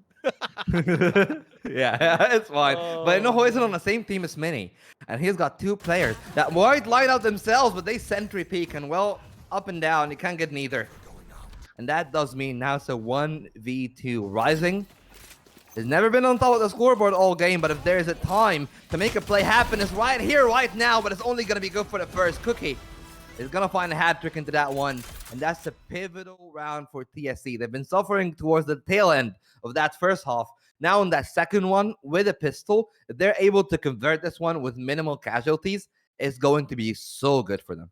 Yeah, well, I do feel like TSC was generally stronger on the pistol runs. We've seen it in both halves last game, as well as this. They've managed to grab two wins in that first half, lost to the bonus, which is, on average as a pretty normal time to lose and go up. But with Prolific's momentum and the way they gain momentum, it's still it's desired that TSE might have a little bit difficulty getting back into it. And I feel like TSE wanted to build a bit of confidence on their defense, like they usually do, in order to give themselves a bit more breathing going into the next game. But definitely, I think nice. Well, little I spread love for that both stack teams. though. Yeah, look at the stack though from the side of TPR. They definitely have the right call, and they have the right calls, but can they have the right shots to back them up? Because Yuki is gonna prime that dash. Here comes the entry, and that's Zach actually finding the kill, but 2 on the trade. Okay, maybe Phantom's unstoppable in a sense. I don't know what's going on. I don't know how they even survived for that long, by the way, in front of a judge. A judge Fix. jumping straight into your face, and Rising takes like 3 bullets. Fix. Disgusting. Oh, managed to grab a bit more. Oh my word, Fix. Absolute crazy flank out there. That's just buying just enough time for Jib to be able to get that plant down. Nanostorm's going to tick a little bit where Cardiff, but Cardiff is low. Don't have anything to heal just yet. The smoke timing on the back inside looked away at the wrong moment, but Cookie's there to clean up that mistake. I wonder if Fix thought there were flashes going to come through. Yeah, I'm pretty much thinking that they anticipated that. And that's the main part where I feel like a lot of people sleep on Phoenix, is that if you're anticipating Phoenix behind the angle, sometimes you play for the anti-flash, and you just don't have enough people to play around you, to actually cover you if you're turning around. And that's going to always be the mind game. Like, do you actually peek it dry? Do you use the flash behind it? Which angle are you flashing? Like, are you actually flashing it deeper or shallower, depending on where you know the players are playing? Which is going to be a big differential, but for the time being, 7-7. They got 2 rounds. They're walking into that bonus with 3 rifles. Yeah. But Phantom is still a menace, and I'm still scary. It's still so scary in this game. Bulldog. Oh, TSE the spray. G7, he's going to go down. That's going to be their lurker out the way, but that's going to give them a little more opportunity to push up forward a bit harder, as Prolific's going to hold down tight onto site. They're going to have to try and get back here, as they have to back away. But Jib, he's just going to be able to just know that someone's going to be there. Still, TSE, all 5 players still alive and can play this. Siento is disgusting on the aim, it seems, the game, so can they bring something back? The team is going to come through from Rising. They're not going to get massive amount of information from the dot, but they do know there's at least 2 people on site. The flash is going to come through. That's going to grab a 1, but Yuki's a bit too quick. The lineup there for Yuki. And if they play their cards right, might be able to catch something here. Rising picks up the second. 1v2. That's a good shot for him. All he needs to do is take his time. He's actually smoked it off. He didn't. He didn't smoke it off. You thought, Shaky, but hey. I wanted to say smoked it off wrongly, but I couldn't finish my sentence because I lost the brain cell. I would have lost it too. Like, he didn't smoke lane. He didn't smoke the spike. Just somewhere in between. Yeah. That's unfortunate, Hey, man. hey. Sometimes it happens, and well, for the time being, what we do see is an 8-7 scoreline. They do convert a bonus, and very, very big outtake here. Zach already got the ultimate. Yuki's 1 away, and Cookie also is 1 away. So I feel like for some of these players and some of these angles, this actually might be very good for B execution, because you get Cookie in the back of sight. You get Phoenix to pop that ultimate, tank that initial util that they have, because they don't have a killjoy. So then they don't really have a way to stop you rushing up lane, which is my main concern here. Sure, it's an eco. I'm thinking in the future, but I'm just trying to find out how are they actually gonna hold without that Sentinel, because they just feel very lackluster. They don't have any real stopping power. They don't. And this is usually the time where Prolific comes back into this game. Like I said, they usually win these bonus rounds or these buy rounds, and that not going the way that they wanted it to go, that's gonna cost them quite dearly. So we are taking a quick pause, it seems, because I think there might be a disconnection from a player, but it's not great. I mean, we could still talk about this game in itself. There's a lot. Yeah, there's a lot that we could discuss just with what these 2 teams offer to the game. And right now, I do think that Prolific has it in them to kind of take us to overtime. I think both these teams are playing very... I mean, it's 8-7 Vault. We haven't seen this in any of the other 2 games. This close game.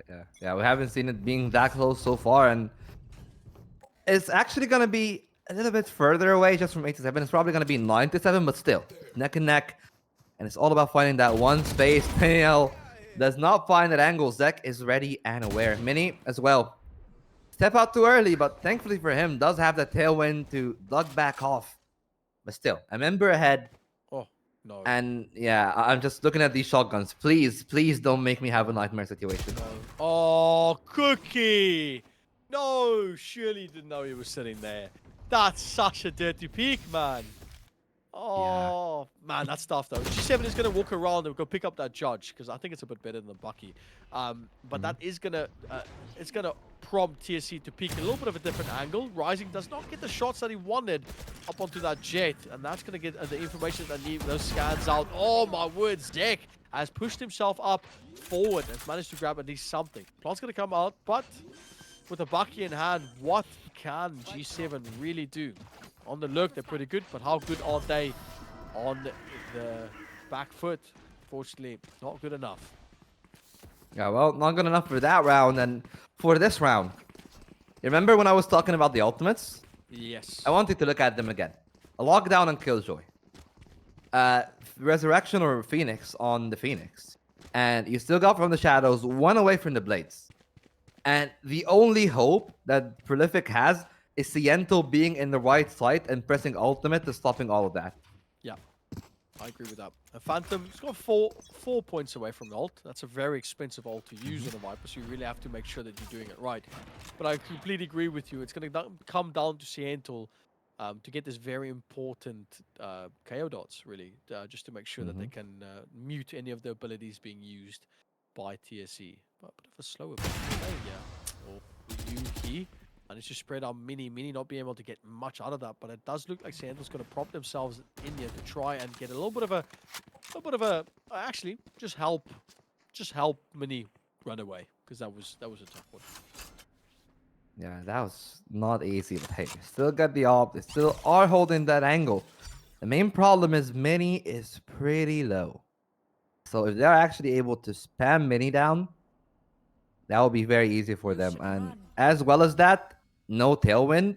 Lockdown is used, and as you can tell, Mini is going out of it. He's playing very aggressively, and he does spot the angle. Zek is down, but he's running back just to be detained, which is fine because they did get that pick. They will get that sight, but now it's man advantage for TPR. Yeah, Yuki's going to push up. He might catch Mini there, but he's going to come out that detainment quite quickly. But I do like the play that's from just sitting in the smoke in a situation like that. But hold on a minute. They still managed to get a lot out of that, even though Seattle get the ult. They need to try and get that res out, but it doesn't look like TSE is going to allow them to. Nope, I'm going to take back those words as Rising does grab that one. G7's going to down to Cookie. The ult's going to come through. Nope, sorry. A little bit more utility's going to come through. Yuki's going to go a bit mad as Mini still trying to hold on for the team. And Jib is going to be able to hold down quite well on that game. Yeah, and they've used those ultimates quite well right there. The Killjoy ultimate was used. But actually, the main thing definitely has to be that 1-2 punch between Yuki and Jibius in that position. The fact that they were actually able to walk in, get that sequence that we're seeing right there, just by the mere virtue of Jibius playing ahead of the smoke, just playing on the elevated angle. It made things much more difficult for TPR when they're coming back in, because they actually didn't see a flash from KO right there. And that was quite unorthodox. I really anticipated them. Okay, we went back, we played for the retake. You're definitely gonna flash yourself in, but they didn't. They want to get in the smoke first and then flash, and that's the main thing that came to bite them back at the end.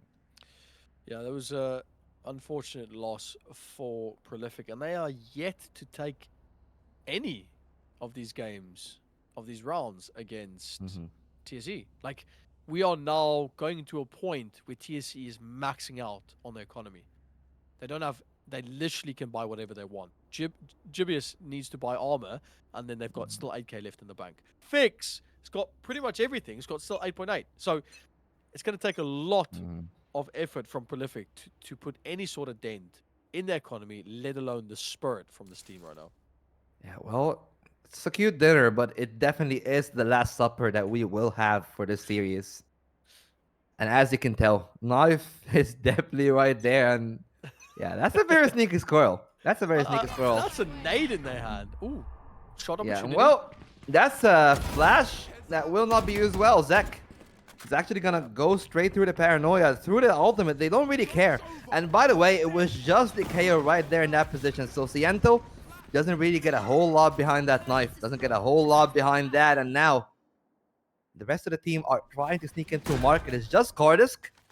But look at the angle. They already got him washed, covered, up and down. And yeah, TSE are just so clean with it right now. They are really. They're playing a different map to what we saw, a different game than we saw the first game. You look at Yuki pushing up forward. The up drop from Mini. No, not even up drop. Just the glide helped him secure that. Bladestorm going to come through, but Cookie's a bit too quick for that. And just like that, TSE cleans it up and says goodbye. We'll back you up in a package and send you off somewhere unknown, mate. Okay, it's one of two things here, Shaky. It's either a coup de grace and this game is over, or Mini and Kardisk whip out a banger, because there's no third option. You got the op on Mini. Kardisk does have the ultimate, and there are no real impactful ultimates that are close towards the side of TSE. They do have Gibius that is 6 out of 8 on the Hunter's Fury, but they're not going to get it at the start of the round unless something like goes tragically wrong. So I'm looking at Mini here on that op. I'm looking at Kardisk that's playing out of stairs, and I'm hoping that they will be able to piece out 2 and 2 together and play towards the right side of the map and make a play happen. Because if they don't make a play happen, it's going to be very tough for them to get back in the fight. Yeah, I agree with you on that one. They need to. I want to believe that Prolific's going to at least come back a bit stronger. They definitely have lost a bit of momentum, and it looks like TSC is starting to pick up pace even more. I dare say it, that they looks to be playing better and better as these rounds progress. So Prolific's going to have to dig deep as much as they can. And it does look like they trying to hold on onto each side as much as they can. We've got a little bit of a in-between play. Mini's trying to play a little bit of a wild card. Might be able to spot something out here. Doesn't see anything. Peeks up at White. Does get the kill on Jib. Now, that puts him closer to the Hunter's Fury. But like we mentioned before, might be able to get it the next game. Yeah, they really needed something this round. And looks like Mini has found that first frag. But the problem is he's actually caught in a very tough spot. He has to draft up. Down to very low health, but does survive. Kardisk get that kill. But who else but Zach to be on the trade? 20 frags for them on the Phoenix at this moment. 4 on 3. Advantage to the defense, but time is against them. And Yuki might go undetected in logs here. Yeah, he might go undetected indeed. And that might be a spanner that works for them. Zach not finding the off handle that he wanted, and Rising be able to clip on one. This is a 1v3, but Cookie looks to be quite strong at this. He's got the paranoia. It looks like it might have clipped actually. But wait, Cookie's going to go opt for something completely else. Rising looking for the opportunity. Going to be able to grab nothing as Rising's the one to come out victorious. And that is exactly what Prolific needed. And just a bit more confidence. Yeah, just a bit more confidence. That pick from early on definitely helped them massively in this round. And it was all about that timing. You take one of your players down. No Sova means no information on the side itself. And that also made the execute a bit slower, allowing TPR to rotate quicker. And then the timing gap between like the spike being planted and how much time you have for the retake was basically like the full 40 seconds. So they didn't really need to worry about how slow they're taking that. And you can tell at the end, because Rising was so confident that, hey, we have the time. I don't need to stress it out. I don't need to peek into them. I just need to allow the play to happen. And that's exactly what happened there. That's exactly what happened. They do find 2 people down on the side. And they also get the information that Cards pushed up forward. So they kind of know where the whole team is and when they're on. So TSE, I think TSE is very comfortable. They know that this Zex, they know that Cardis is pushed up towards B. So they know probably the best place to push is A. But they're going to have to run into a lot of utility. Seattle getting flashed beyond anything compared. And Cookie's going to be immediately there to play off that flash. They are looking to take control of the side. Look at Zek. Look at Zek in the smoke. That's going to be massive. If they're actually able to find the angle there, Phantom will go down, and they will actually be able to survive. Back to Generator, popping that ultimate, looking for more. Mini still held there by 3, but now they have backup. Flash, present. Can they push off of it? They try to do so. There's good to smoke, though. The cloudburst is good, and they line up for Zek and Cookie. It's all down to Rising, but he will fall down with it. Pix get that pick, and it's the last round at hand, 12 to 8, and the economy is in shambles for Prolific. Yeah, match point indeed. G7 Bucky hasn't really come out victorious for him just yet. Probably hoping for a different outcome from that weapon this game. But this is possibly the lost opportunity for Prolific to do anything about the momentum that TSE has right now. Yeah, they're having very high momentum, and they also have the firepower, which means that this quote-unquote should be a done deal. We can see the pit expanding a bit deeply into main, but I'm pretty sure the Phantom wouldn't actually aggress that much deeply into it. Cardix does actually feign the fact that they might be playing just on a classic, but they know that that has to be like false. They know that they're forcing into that one, and it's all about what can Prolific actually bring out from those players that they're stacking towards mid and B. Because you look at Saintal and you look at Mini, the two of them are like hunting for picks. They really want something to happen, but also good on TSE that they didn't want to do that. They didn't want to give them that much. They just wanted to slow down the pace, figure them out, and now they have an idea of where everybody else. They do indeed have an idea. Updraft dash into by Yuki as they just Oh no. Bucky might come victorious as Phantom does grab two. It manages to get a lot out of TSE as now Prolific looks really strong, but Yuki, no! Yentl there.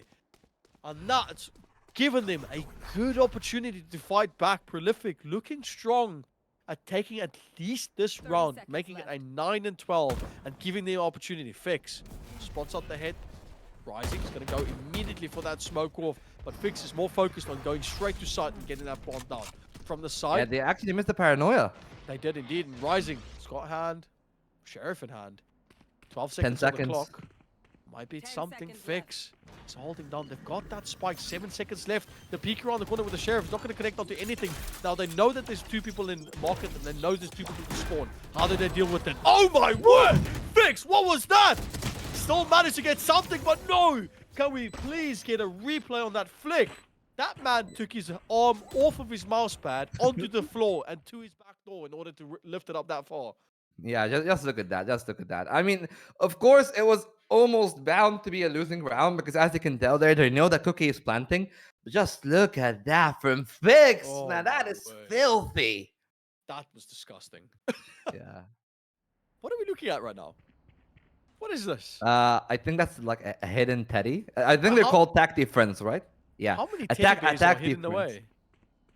I think 17, if I'm not mistaken. Oh, Maybe I got it terribly wrong because I always mix up Icebox and Ascent of how many tactic friends are there on the map. This observer is got here right now, showing us all these little spots on the map. Well, I mean, they're picking up their spots on the map as well for the side of TSE.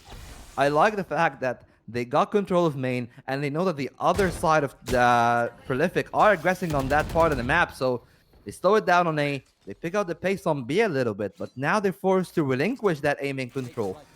How can they grab it back? Well, they're trying to contest, but there aren't really any real opportunities unless they find a pick, which will not happen because many will even solidify TPR's position further. And they are gonna, I mean, solidify is exactly what they need right now. They need these duelists to pop off, and they are proving that just with a little bit of patience, they can come out victorious. And TSC looks to be playing the same type of game.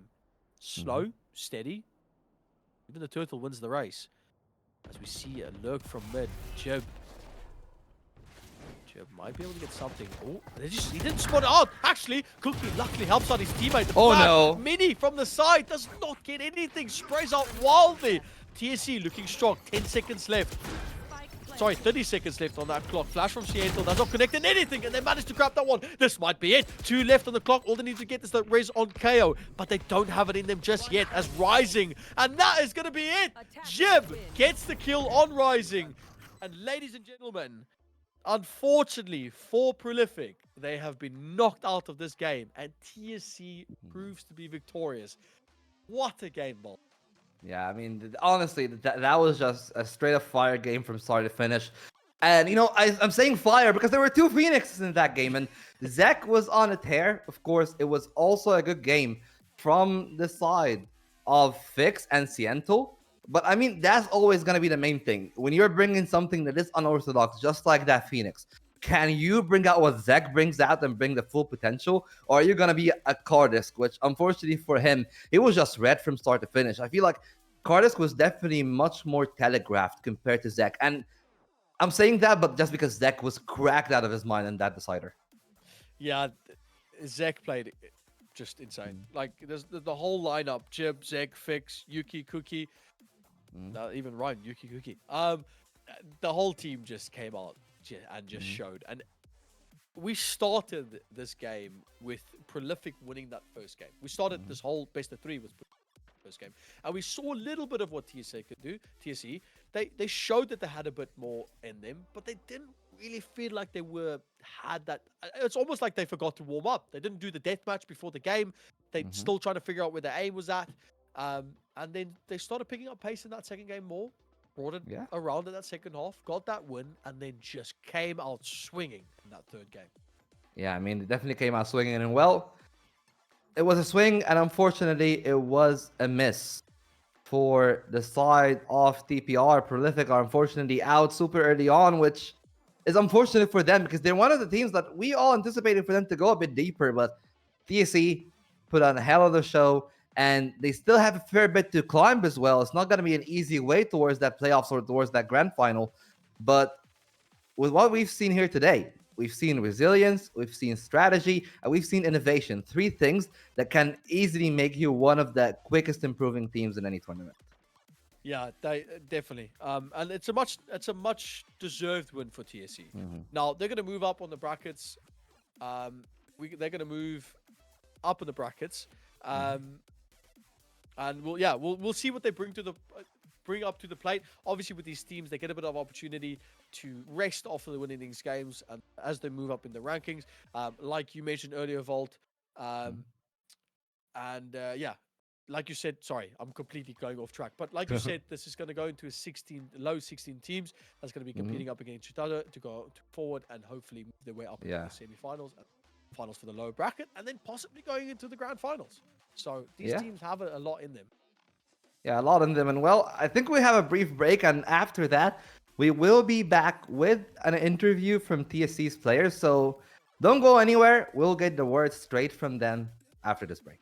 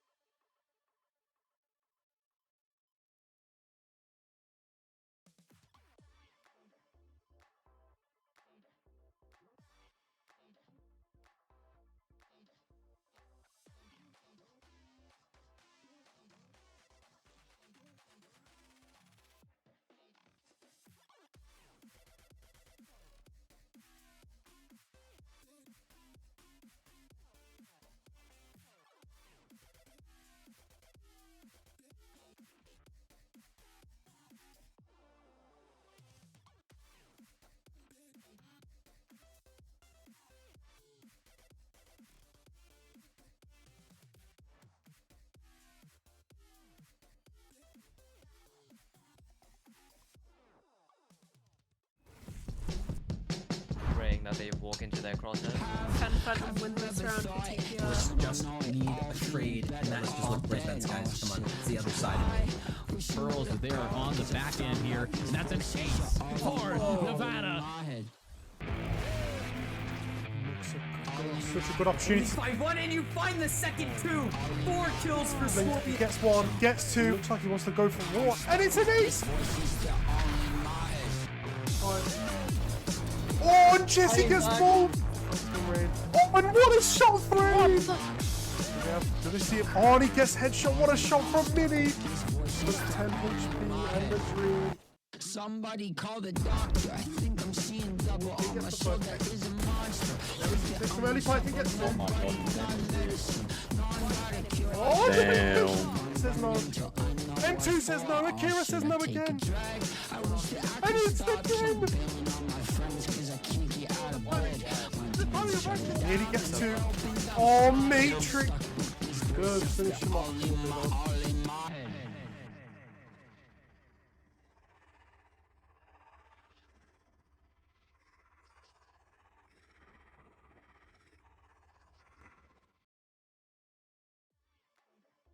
Well, ladies and gentlemen, welcome back.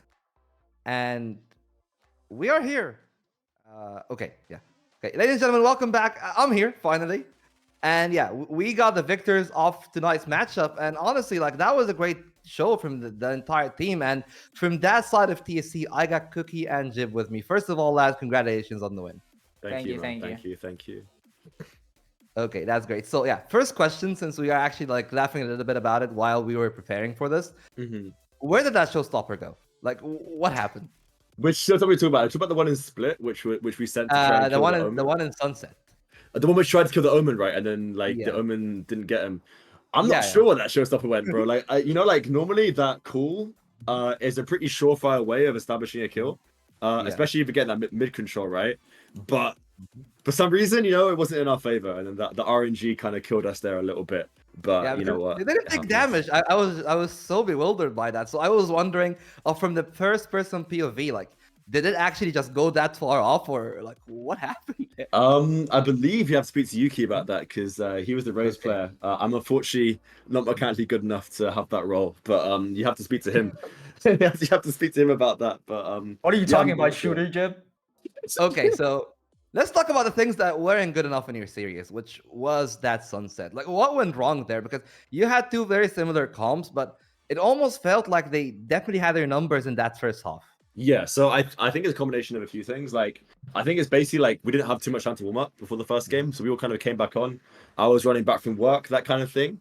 And then I think that kind of made the comms a little bit flustered. I think because this is such a big, I don't know if you guys were told, but it's such a very, very, very big rivalry. TPR, TSE happens all the time in the Reynas. And like, I think that kind of got to our heads a little bit. We were a little bit flustered, a little bit thrown off. And the first like few rounds didn't go our way, and then the comms were a bit hectic. I'd also say they definitely seen our VOD because we played against V2X on Saturday. And we won Sunset in a pretty dominant fashion, but I think they got a lot of our setups, and then it was almost like, okay, they know what we're doing, and we just didn't have enough rounds. When we rallied back and came back, we didn't have enough rounds to close it off. But well played to them, honestly, well played to them. Like the first map, they came out guns blazing, man. I was very, very impressed, to say the least. Yeah, well, you came out guns blazing on the other side as well. Of course, it was great on the individual front. But one of the weird things that happened in that matchup is that Prolific went out with a Harper Viper, of all things, and that just fell straight on its head. Were you actually prepared for this, since you said it yourself? It's a rivalry, you probably know each other, and were you anticipating them bringing out that team comp, or did they just bring in and actually weren't able to provide the usage out of these two controllers? I mean, it was honestly like, with the Harbor, like we couldn't push out on side, like we couldn't flood like we want to, and but like we were used to playing against the Viper, so that was not that hard. And we did kind of have a plan for like how we should play Split, because they basically practically played the same comp. Like they only switched out the Neon for the Yoru, which me personally, I don't think that's a good idea. Like you have a lot of like entry potential with the Neon, like where Yo is like, it's just kind of weird, Yeah. Yeah, but it was pretty easy. Yeah, we were actually talking about that specific point in the Asian select, me and Shaky, who isn't here with us anymore. That I felt like I preferred the Neon more because it does actually provide that stopping power, something that you guys were actually able to do in your attack. Because in your attack, I felt like your standard comp was just able to bring out the heat to them. And since they didn't have that Omen and they didn't have any tools to basically make anything happen on middle specifically, you exploited that. Did you come into that second half thinking that middle is your avenue, or did it just come to you after a few rounds? I honestly like Fix, our Viper player, like he was really good and he played it pretty well. And so we just kind of played off that. We had Yuki and B Tower a lot of the time. So yeah, it was like we just played our game and we won split. Yeah, that's fair. And well, then you also played your game, but it was a pretty weird game because you know, like Cookie Jib, you know how SN goes. It's the same 5 agents every single damn game, but neither of you did that. And what happened there? Were you also anticipating that Phoenix? Because if we're just talking head to head, like one Phoenix was definitely a lot much better than the other, and Zek was definitely on a tear in that game.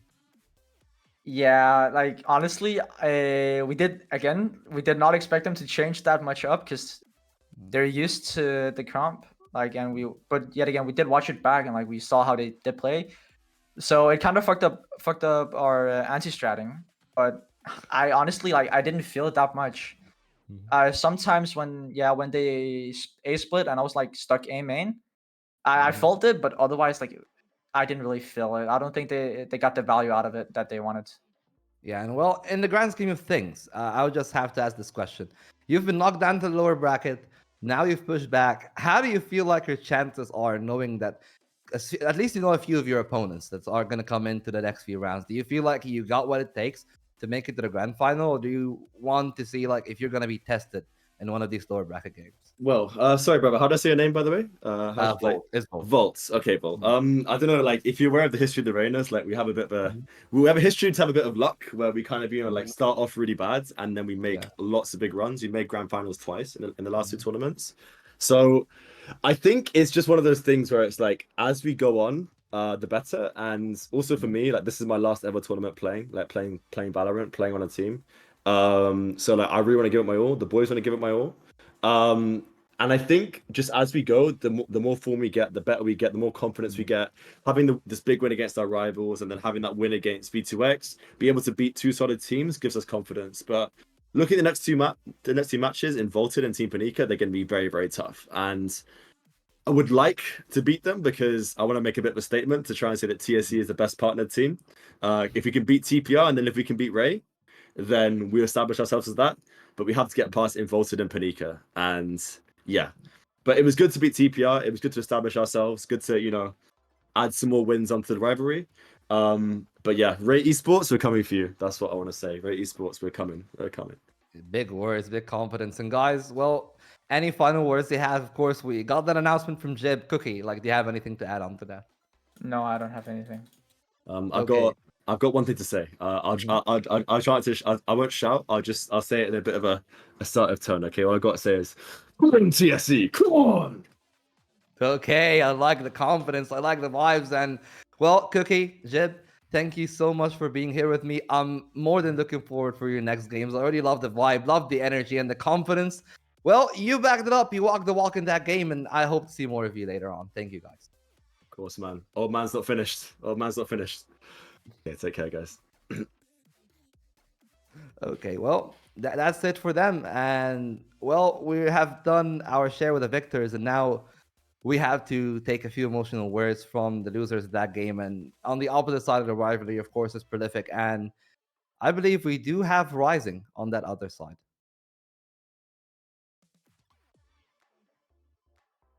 Hello, Rising? Hello. Hello. Okay. Well, first of all, man, like, hearts out for that game. You guys played your hearts out, and it just felt like it didn't piece itself together at the end. So, like, you want to talk about how that feels, especially considering the rivalry between the 2 teams that you have? Honestly, I'm very upset. I'll be honest.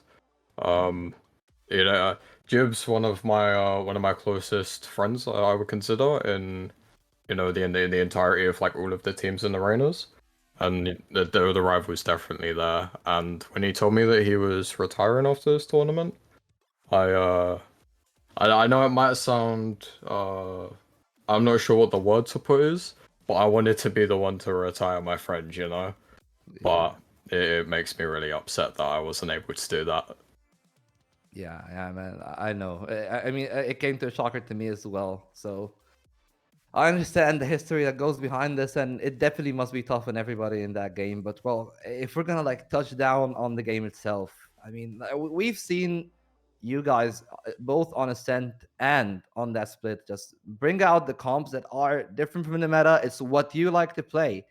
But actually, as Jib and Cookie touched upon it, you switched out that Neon for that Yoru. And do you feel that you were lacking something there that did actually cause you to lose that split? I think, honestly, I think split as the map, I think that was completely my fault. I don't think it was any of my teammates' fault. I just played the agent wrong. I didn't win my gunfights, and it cost my team that map.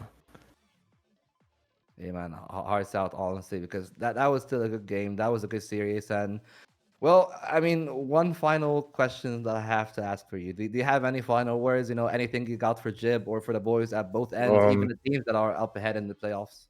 Yeah, I just hope that Jib can keep going now, keep going strong. And I hope he maybe wins for the both of us.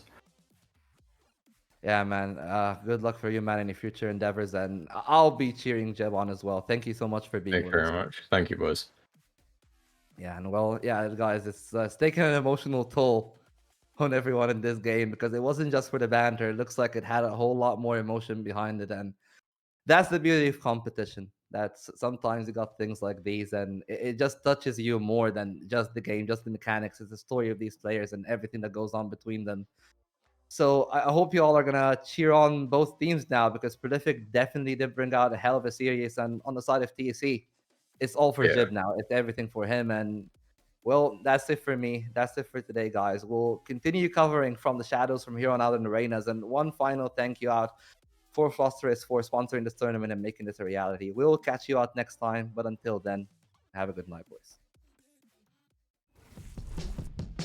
Praying that they walk into their crosshairs. Can Phantom win this round for TPR? Just need a trade, and that's just what red bets, guys. Come on, it's the other side of it. Pearls, they are on the back end here, and that's an ace for Nevada. Such a good opportunity. 5-1, and you find the second two. 4 kills for Scorpion. Gets one, gets two. Looks like he wants to go for more, and it's an ace. Oh, and Jesse gets both. Oh, and what a shot three! Yeah, do they see it? Oh, and he gets headshot. What a shot from Mini. Plus 10 HP and the dream. Somebody call the doctor. I think I'm seeing double on my shoulder is a monster. Takes some early fight and gets one. Damn. Oh, says no. M2 says no. Akira says no again. And it's the game. Here he gets two. Oh, Matrix. Good. Finish him off.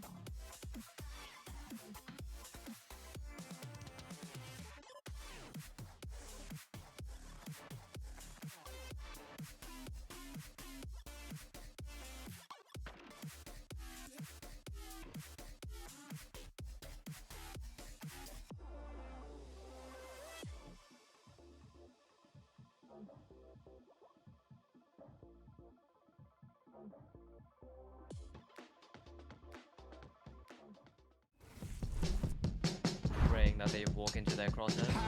10 and win this round for TPR. Just need a trade, and that's just what red bets, guys. Come on, it's the other side of it. Pearls, they are on the back end here, and that's an ace for Nevada. Such a good opportunity. Find one and you find the second two. 4 kills for He Scorpion. gets one, gets two. Looks like he wants to go for war, and it's an ace. Oh, and Jesse gets bold. Oh, and what a shot three! Yeah, do they see it? Oh, and he gets headshot. What a shot from Mini. Plus 10 HP and the dream. Somebody call the doctor. I think I'm seeing double. On my shoulder is a monster. Takes some early fight and gets one. Oh, damn. Says no. M2 says no. Akira says no again. And it's the game. Here he gets two. Oh, Matrix. Good. Finish him off.